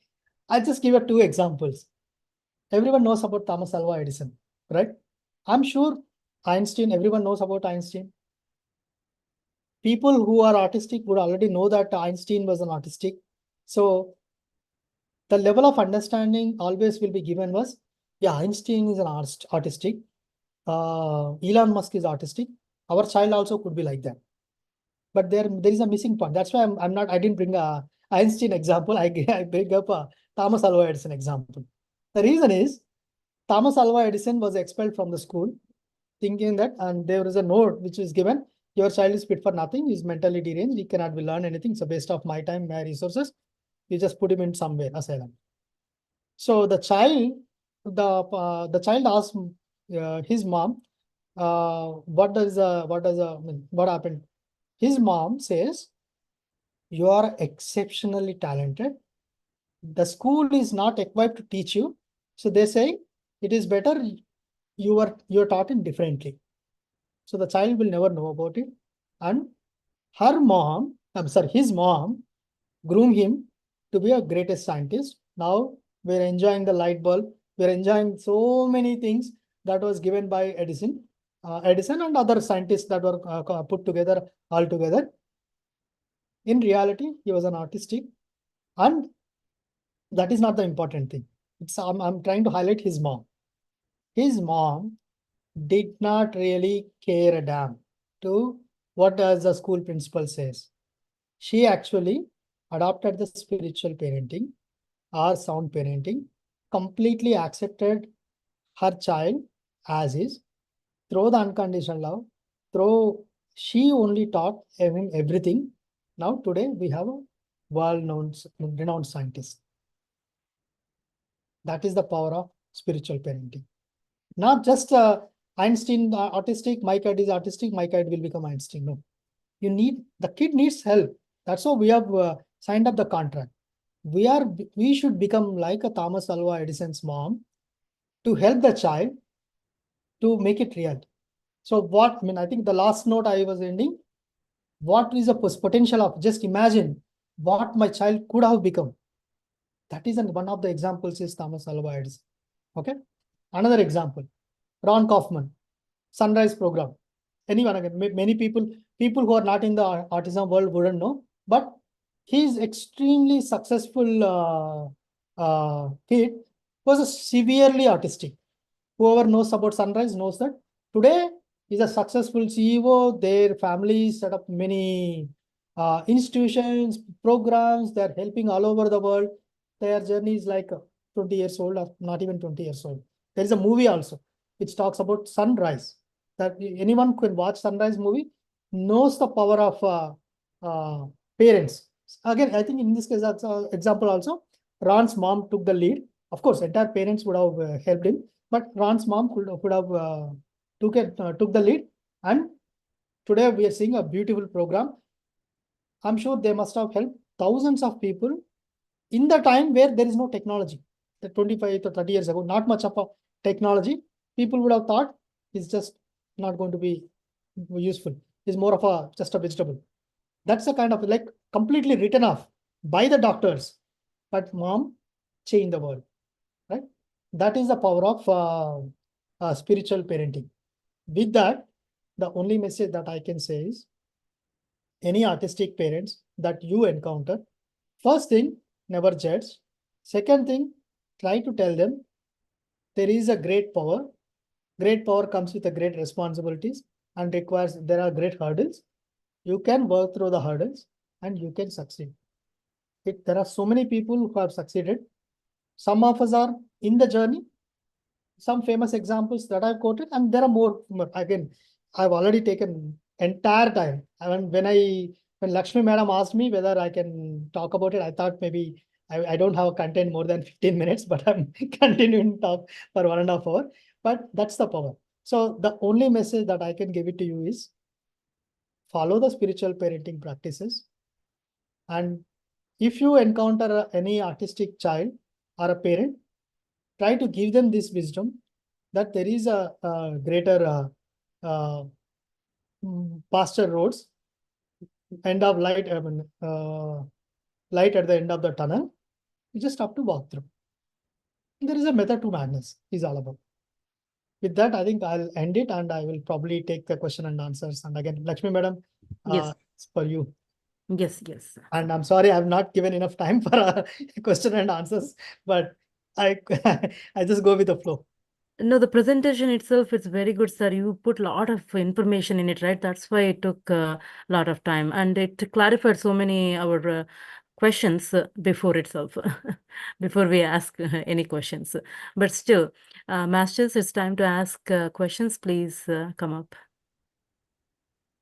Yeah, see, awesome presentation and insights on special child. It's like a detailed presentation, Praveen sir. That's why it took a lot of time. It's nice, very nice. Thank you. Heartfelt thanks to you, Praveen sir. Thank you, ma'am. Yes. Chandra sir is not here, but we had a beautiful and productive time actually. Praveen sir, I had Vishnu, questions, but your presentation already addressed it. So I I told have you, no more. all the answers are already explained in detail in the Yes, presentation. yes, that's correct. Very good presentation, sir. Actually, when I started, I had, other than the disease, autism, I have no idea what was it. I just know that the kids are with different characteristics and so, but in detail, I got to know a lot of things. So it's a very good knowledge sharing. One question I had, you gave an example on the era of Ramayana and about something on women scholars and stuff. Do you have any kind of a reference material that we can go deep on that? Yes, Where yes. you, I've in the one intentionally quoted slide, that. Yes, I've intentionally quoted, and don't go by the Valmiki Ramayana and all, because we don't have intelligence to read that directly. Mhm. Read Yeah, Sita yeah. Yanam, best book, and it is Which book? extremely simple book. Sita Yanam by Dina Mariam, right? Yeah, Dina Mariam. Untold story of Sita, right? Untold story of Sita. Yeah, And Sita I Yanam is give you- done by Dr. Saroja Gullapalli madam. Yes, exactly. Just Okay. more than the book directly, listen to Saroja Gullapalli's madam's version of a Untold Story of Sita. Your mind will blow away. If it is not blowing No, away, I met Dina Mariam ma'am last time.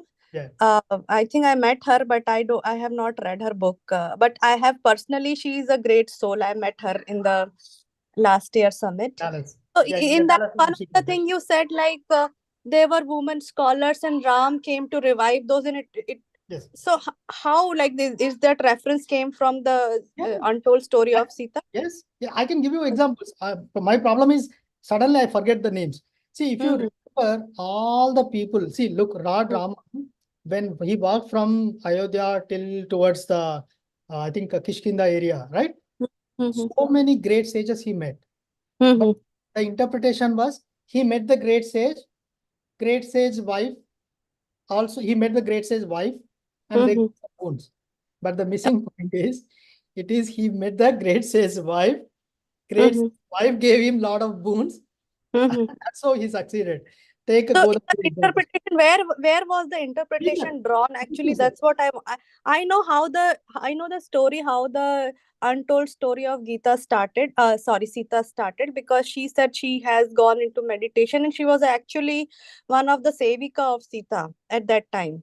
That's correct. So that's how she draw the interpretation. But in Valmiki Ramayana, is it the reference that you read? Because I have personally not read. But the Valmiki my Ramayana. mom, Listen to Saroja madam.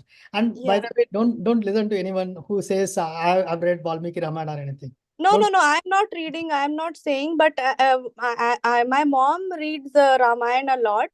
But I think she never mentioned to me in any way that the women were suppressed, because she said that whatever because we have a culture of, we have been discussing this story through my nani and But who read mom. that? What No, kind no, of no. what version of a Ramayana she read? No, I wanted to mention. Yeah, sir. Please listen to me, sir. So I wanted to mention a point where in any of our things, there is nothing written that women were oppressed in any way. That's what the thing. Even in Ramayana, I have not read the Ramayana and anything personally, but this is what the story I'm hearing from my nani and dadi and my mom. So the women were more capable of handling all the sources. Still, they were pativrata. So pativrata meaning does not mean you're oppressed in any way. This is something I feel. This is a more Western concept we implemented on our heritage and our culture. So which should not be.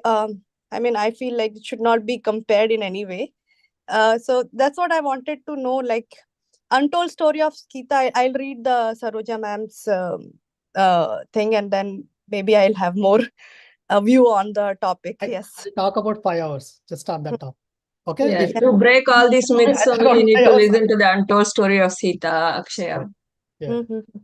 And by No, the no, way, no. I don't have any myths because I have been taught that women were in any way were not oppressed in that era, but No, somehow that's why people. just listen to that. Then you will not have all these questions. You will not even talk about all these questions even doesn't arise. So just listen to that or read the book. Then it is everything, all your doubts will be clarified or Okay.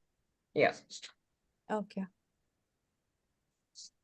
It's a great session, Praveen sir. Excellent session. I just have a very basic question. Is the autism and artistic child like, is it a different thing? Like, because autism is people a disease.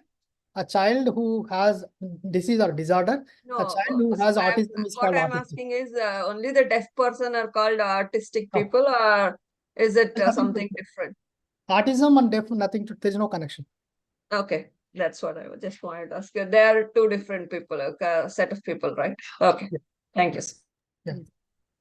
Lakshmi ma'am, But I please. can, even if you look at the deaf people, they've intentionally closed their ears because they wanted to work on additional sadhana. Again, deaf people or blind people, they're actually extremely more, if you look at their soul, they're much more evolved souls than us.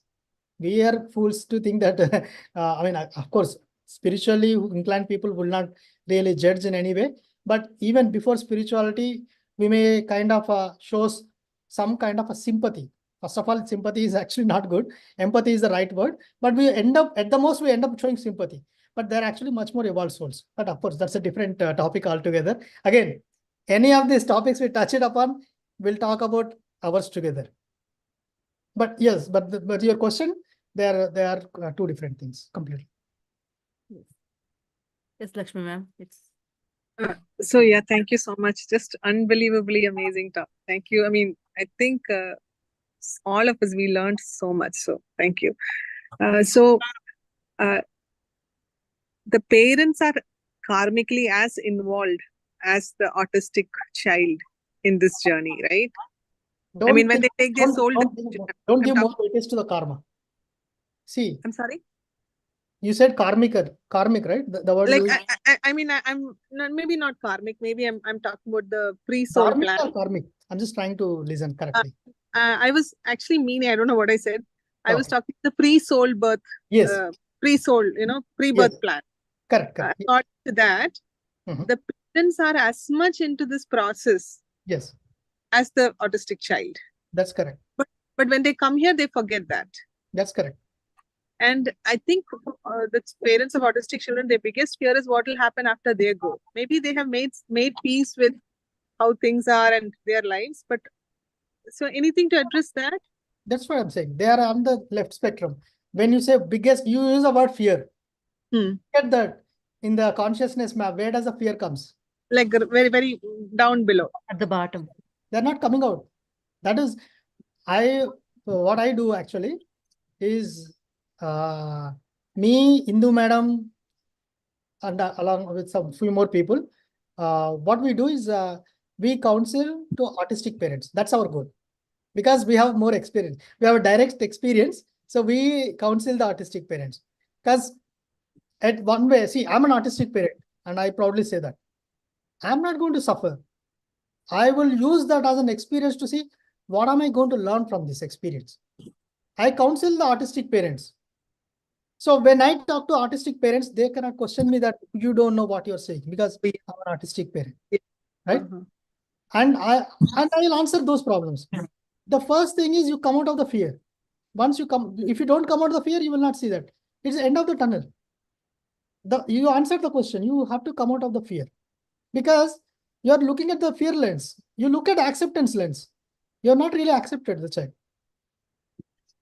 Once you accept the child, then automatically these problems will be solved. And we never ever think, not even talking about it, we never think about those lines in our home. And in that example, I just want to give you one more example. Okay, since again, I hope you guys can spare a few more minutes, and if not, I'll stop it. I was before this spirituality, I did my Kriya Yoga sadhana also, and I asked my Kriya Yoga guru at that time about my child, and he asked me, "Tell me something, Praveen. What does Lord Krishna did as a child? Always listen to the flute, always plays with the flute, always teasing with the friends, or maybe stealing butter, even though that is actually false. But let's assume that he's always a naughty child. Let's put it in a simplistic sense. Naughty child, don't listen to parents, always listens to the flute. Tell me in the today's definitions, what do you consider that kind of a child? And another example, he did not study at all. Until whoever knows about Krishna, until till 15 or 16 years, he did not study. He actually started studying only after he killed Kamsa, and he went to the Sandipani ashram at around 15 or 16 years. So look at this, look at the combination. Unstudied, no formal education, not listening to the parents, means disobedient, you can put it this way. Always listens to only one activity alone, only one activity and another activity, which is playing with a flute, like playing with the toys or playing with a car, playing with a flute. What do you call? He's an autistic. Do you call? Then automatically my perspective changed. So you are thinking your child is autistic. Lord Krishna is autistic. First autistic child. What are you talking about? You have been gifted Lord Krishna. All you need to do is take care of your child with an unconditional love. That's it. It is not about whether my child will succeed. No, your spiritual sadhana is over. You are guaranteed for a highest level of whatever that. If like I say human life as a test, you will be guaranteed to pass the human life with flying colors. Just take care of the child properly. That is his interpretation, and I really connect with the thoughts, and I'll try to give that example. People who can understand that.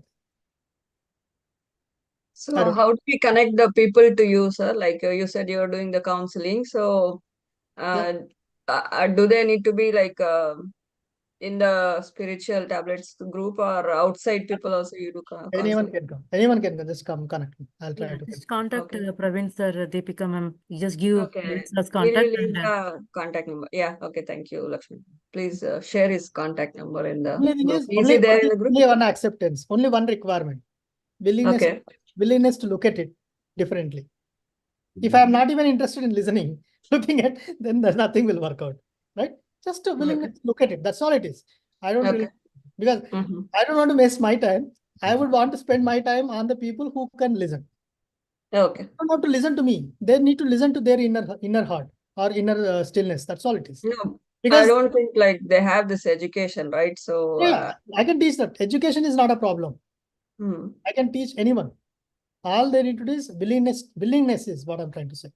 Sir, I have another question on autism. Is autism a life-threatening disease or not disorder? Sorry. What do you call? How do you say life-threatening disease or disorder?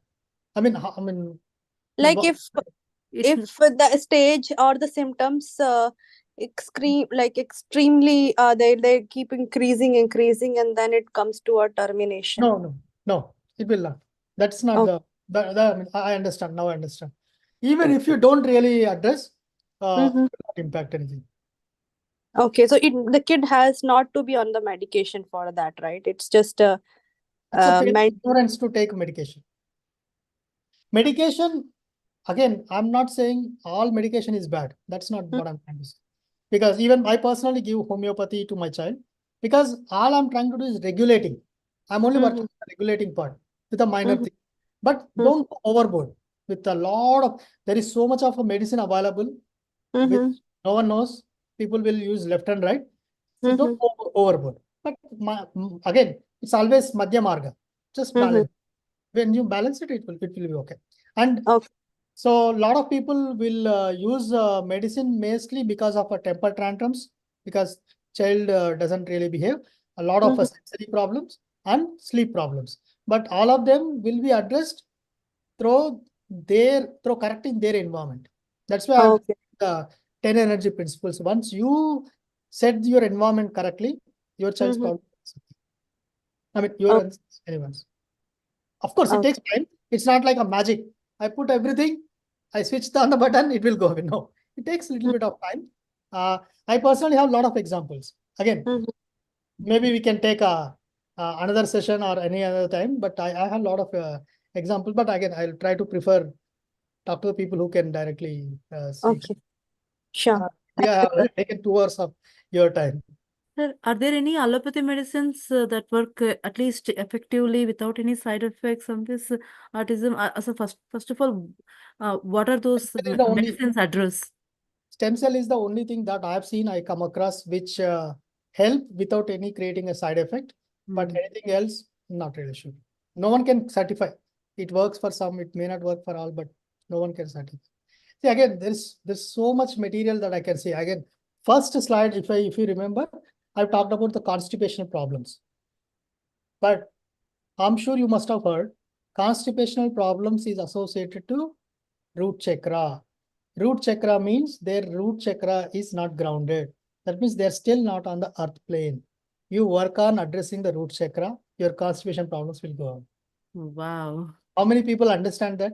Instead, they'll put Miralax, whatsoever, all these medicines, and it will have its own side effects. No, I do not understand. Like, how do you work on your root chakra? Meditation is one of the way, of course. Meditation, connecting Grounding. with nature, groundedness, walk along the ground, and especially for the feet and also hand, there are so many sensory signals that comes up. You just activate those sensory signals and rightly, then a lot of problems will be solved. But am I the doctor to say that it will be solved instantly? No, it is the process, because I'm a parent. That's my perspective. A lot of parents knows better than me, I'm sure. Take a journey. Along the journey, whatever medicine that can help, but don't go with a higher end medicines. Maybe like let's say Ayurveda or maybe homeopathy, which are very mild natures. Maybe start working through that is what I could say. Yeah. Okay. Because they So are the reason why I'm asking is like what you're saying. My friend has a kid. She some, I don't remember, 4 or 5 year back, she said her kid has a percent of autism symptoms, not the entire thing, some percentage of it. And the symptoms you are talking, so it is bringing back to my memory that when her kid was 3 or 4 year old, I remember she complains about lot of constipation, and that kid has a very different uh, like, he will not sit on public toilets. He has very cleanliness freak, like very cleanly freak. And he was at that time he was 4 or 5. So parents has lot of struggle with why he is doing that, and he has like the kids or shirts tag that used to trouble him a lot. So then they went to a child psychologist. There they said maybe his body is extra sensory than the other kid. And then she said, like, in some talk, I was talking to her and she was addressing her kid's problem. He does that. And he said, like, he has like 4% something autism. So beyond that, I didn't talk to her because it was her personal thing to talk to me or not. But do you recommend me to, talk on this line, or she should come back to me and ask as a like? See, if she is happily dealing with a child, that's fine. That's her journey. There are two. First of all, you answered some of the topics I mentioned. Not every child will have exactly all the characteristics displayed. That's just some of the examples. So extra hypersensitivity, olfactory, touch, those are the characteristics that the child displayed. And there is nothing like a 4% autism or 100% autism. Okay. Childs will have She more was not sharing to me completely. because of That's why. acceptance, lack of acceptance. Mm-hmm. That's just acceptance. I can say Okay. I'm an autistic parent. Yeah. Maybe she was My child willing has lesser autism. Yeah, so maybe That he is was a not denial. willing to share, but Yeah. she said like now the kid is 7, 8 year old. But the problem at that time, yeah, was if someone is not listening to the kids are playing in a group and someone is not listening to him, he will come and hit that kid. I know. Yeah, So autism that is like have that. been shamed and bullied a lot. So Yes. I have told her that it's you have to if he is getting bullied at home because of his behavior, teacher are pointing him out, kids are pointing him out, and if you will also tell him at the same thing at home, he will have nowhere to go. At that time, like a motherly thing, I said. So you are the one, you have to give him a lot of love. Even if he does all these things, slowly, slowly, he will, with the age of maturity, he will overcome this. So that's the suggestion I gave her. But now I'm thinking like maybe it is the symptoms, and now also he is extraordinary in the he don't have any own circle, friend circle. He don't play with anyone else. He is second grade, but he is extremely into reading. Like you said, the character, they are self involved, right? He's more into reading and he keeps reading. But now the temper issues are a little bit settled down. That's what she said. He is still a lonely child. He's still in his own world, but the temper issues are like reduced to when he's 8 year old now. So yeah, see again, it's a journey each parent has to take. So as I said, some people can latch on to the positivities that the child displays and work on that. In that journey, automatically they start acceptance journey. It is a parent's acceptance journey. Will start without realizing it. Maybe that would help. But overall, again, as I said, right, it depends on the individual's parent's readiness. So, but overall, it is there is a light at the end of a tunnel. It's just yeah, so constipation was also she used to mention. So, sir, is it like we can pre-detect these things like in the early age that if the kid is constipated, he might be having these issues, or it is if I can see a child, I can tell with he's an autistic or not, because once you are an autistic parent, you will know it. Okay. So, but until you know about what is autism, you don't know it, because I didn't know. I'm clueless until my child was diagnosed with autism. So by experience, a lot of ways you could easily detect if the child is autistic or not. Interesting. Yeah. And so it's a parent's journey. It's a parent's journey that they have to look for their selves than the kid. In this case, parents suffer the more than like whatever you said in the beginning of the presentation. We are helping the earth. That is why I showed that earth picture. It's a question of whether you are willing to help or not. Someone forced you to, let's say, if someone asked you to push the car is stuck. I'm willingly, voluntarily pushing the car. Someone grudgingly, I don't want to push. I'm happy to sit. I don't want to push. Grudgingly, you're pushing the car. There is a difference in that. So all the artistic people, like including the kids and parents, they're helping the earth in raising the vibrations to prepare for the next yuga. That is the fact. And that was the reason you signed up for the contract. So whether you voluntarily help or not is your choice, because kid is going to do his job and he will leave once the job is over. Okay. Thank you, sir. So one question, what you just said now about, moving towards raising the earth's consciousness, is that why we have more cases of autism now than probably 50 years ago? Yes. Yeah. 100%. Okay. That's why I picked up that example of Cheeky Monkey's book, or all the different types, how with the different eras, like during this World War II, how different type of people who are actually born, who are not interested in the war, but who are interested in the farming. Why? Because after the war, everyone start talking about the growth, hunger and other things. They already prepared the ground for the next generation. As an example. So it is basically trying to prepare how to live a life with a lesser ego. That's the objective. When we, at the end of a Kali Yuga, see, I think you have learned about these human kingdom, plant kingdom to plant kingdom, mineral kingdom to human kingdom. And the definition of a animal to the human kingdom is ego. Ego is what? You are thinking ego is a bad. No, it is actually the most highest quality that is given to human kingdom is ego. But how to use the ego is correctly. So don't attach with these worldly things. Instead, use your individual consciousness to grow and increase the vibration. That is the point. And that is what they are trying to teach us. So how do you do that? First, fully open, right? You trying to shut it off. And then slowly is trying to work towards this other side. So we are third dimension. Already, I think people say Earth is already moved to fifth dimension. By 12th dimension, we will be completely with egoless. Egoless in that the traditional egoless, we will have an ego, but not with I mean, everyone will live in the oneness concept if you look at it. But that is 12th dimension. So it is a journey of a living life with a lesser ego, lesser ego, lesser ego. It will go gradually going towards. So today we have 4% autistic kids, and in the next 10, 20 years, it will go up to 10, 20, 25. In another 20 to 30 years, 50% people are autistic. So who is disorder, who is normal? Yeah. There's nothing like that. So that's what is preparing. So some people are pilots, like prototyping, right? Prototyping concept, right? As if you're working in the IT industry, you know it.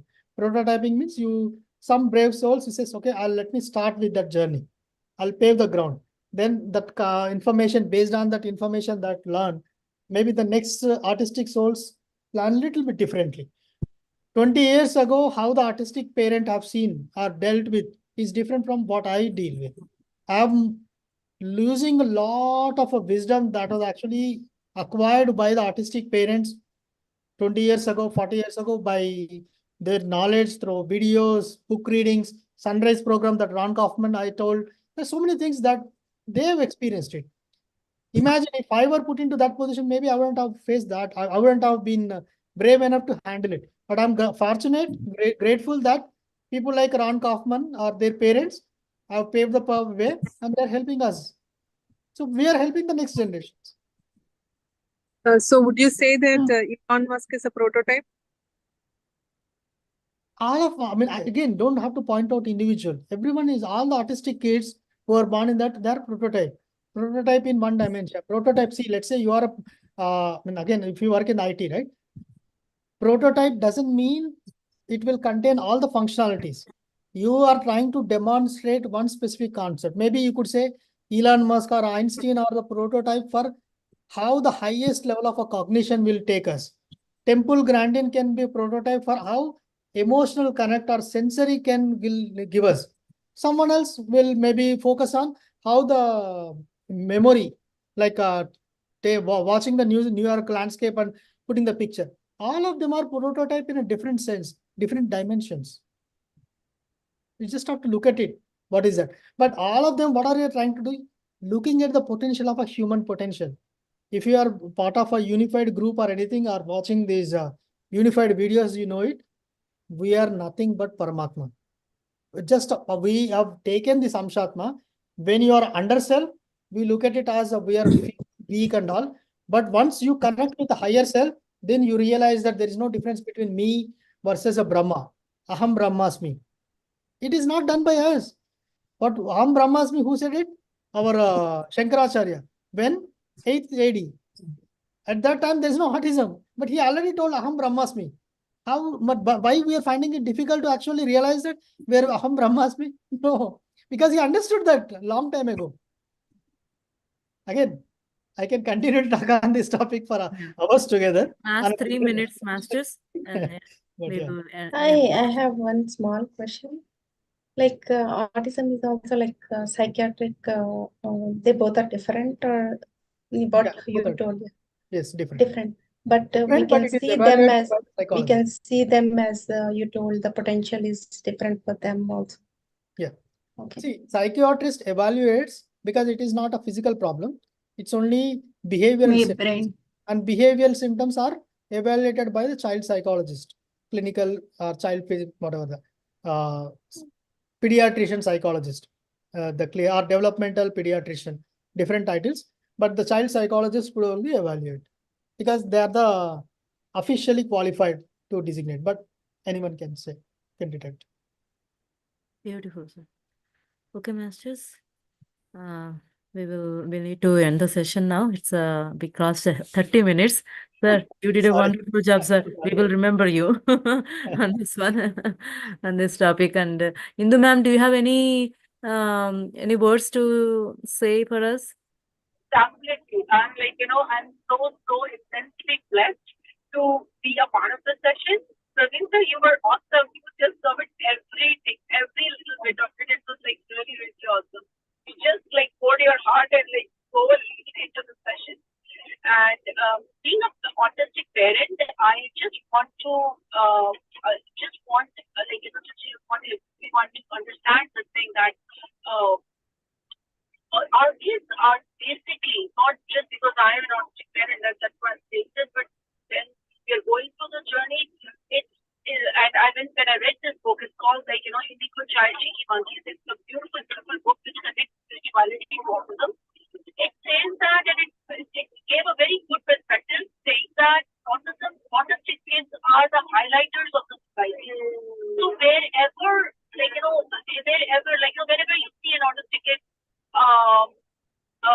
crying or throwing a tantrum or something, then there is ought to know that there has to be something which needs to be corrected in that part of the the society. So for example, if a child is throwing tantrum, there is a reason why the child is throwing tantrum. Either the mom is not accepting the child's behavior at that time, or the the surrounding people, they are caring or something like that.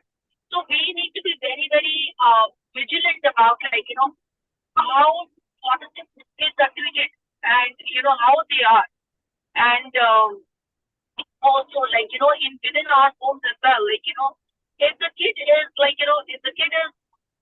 if the kid is really what do you say, throwing a tantrum or any kind of a behavior, everything is about us. Something about the kid that you need to understand, and it goes with everyone. That's the I just wanted to say. Thank you so much. Oh, Thank you you, for madam. I've sharing. learned so many things from Indu madam. So whatever I convey doesn't mean that I have my knowledge. It's like I'm considering myself as a display monitor in the computer. But CPU is not monitor. I'm coming from everywhere, everyone learning from everyone. So I've learned so many things from Indu madam. So again, it's not just my individuals. It is just a way, whatever we discuss so many times, I'm just projecting it. Yes. Yeah, sure. Yeah. Everything, yeah.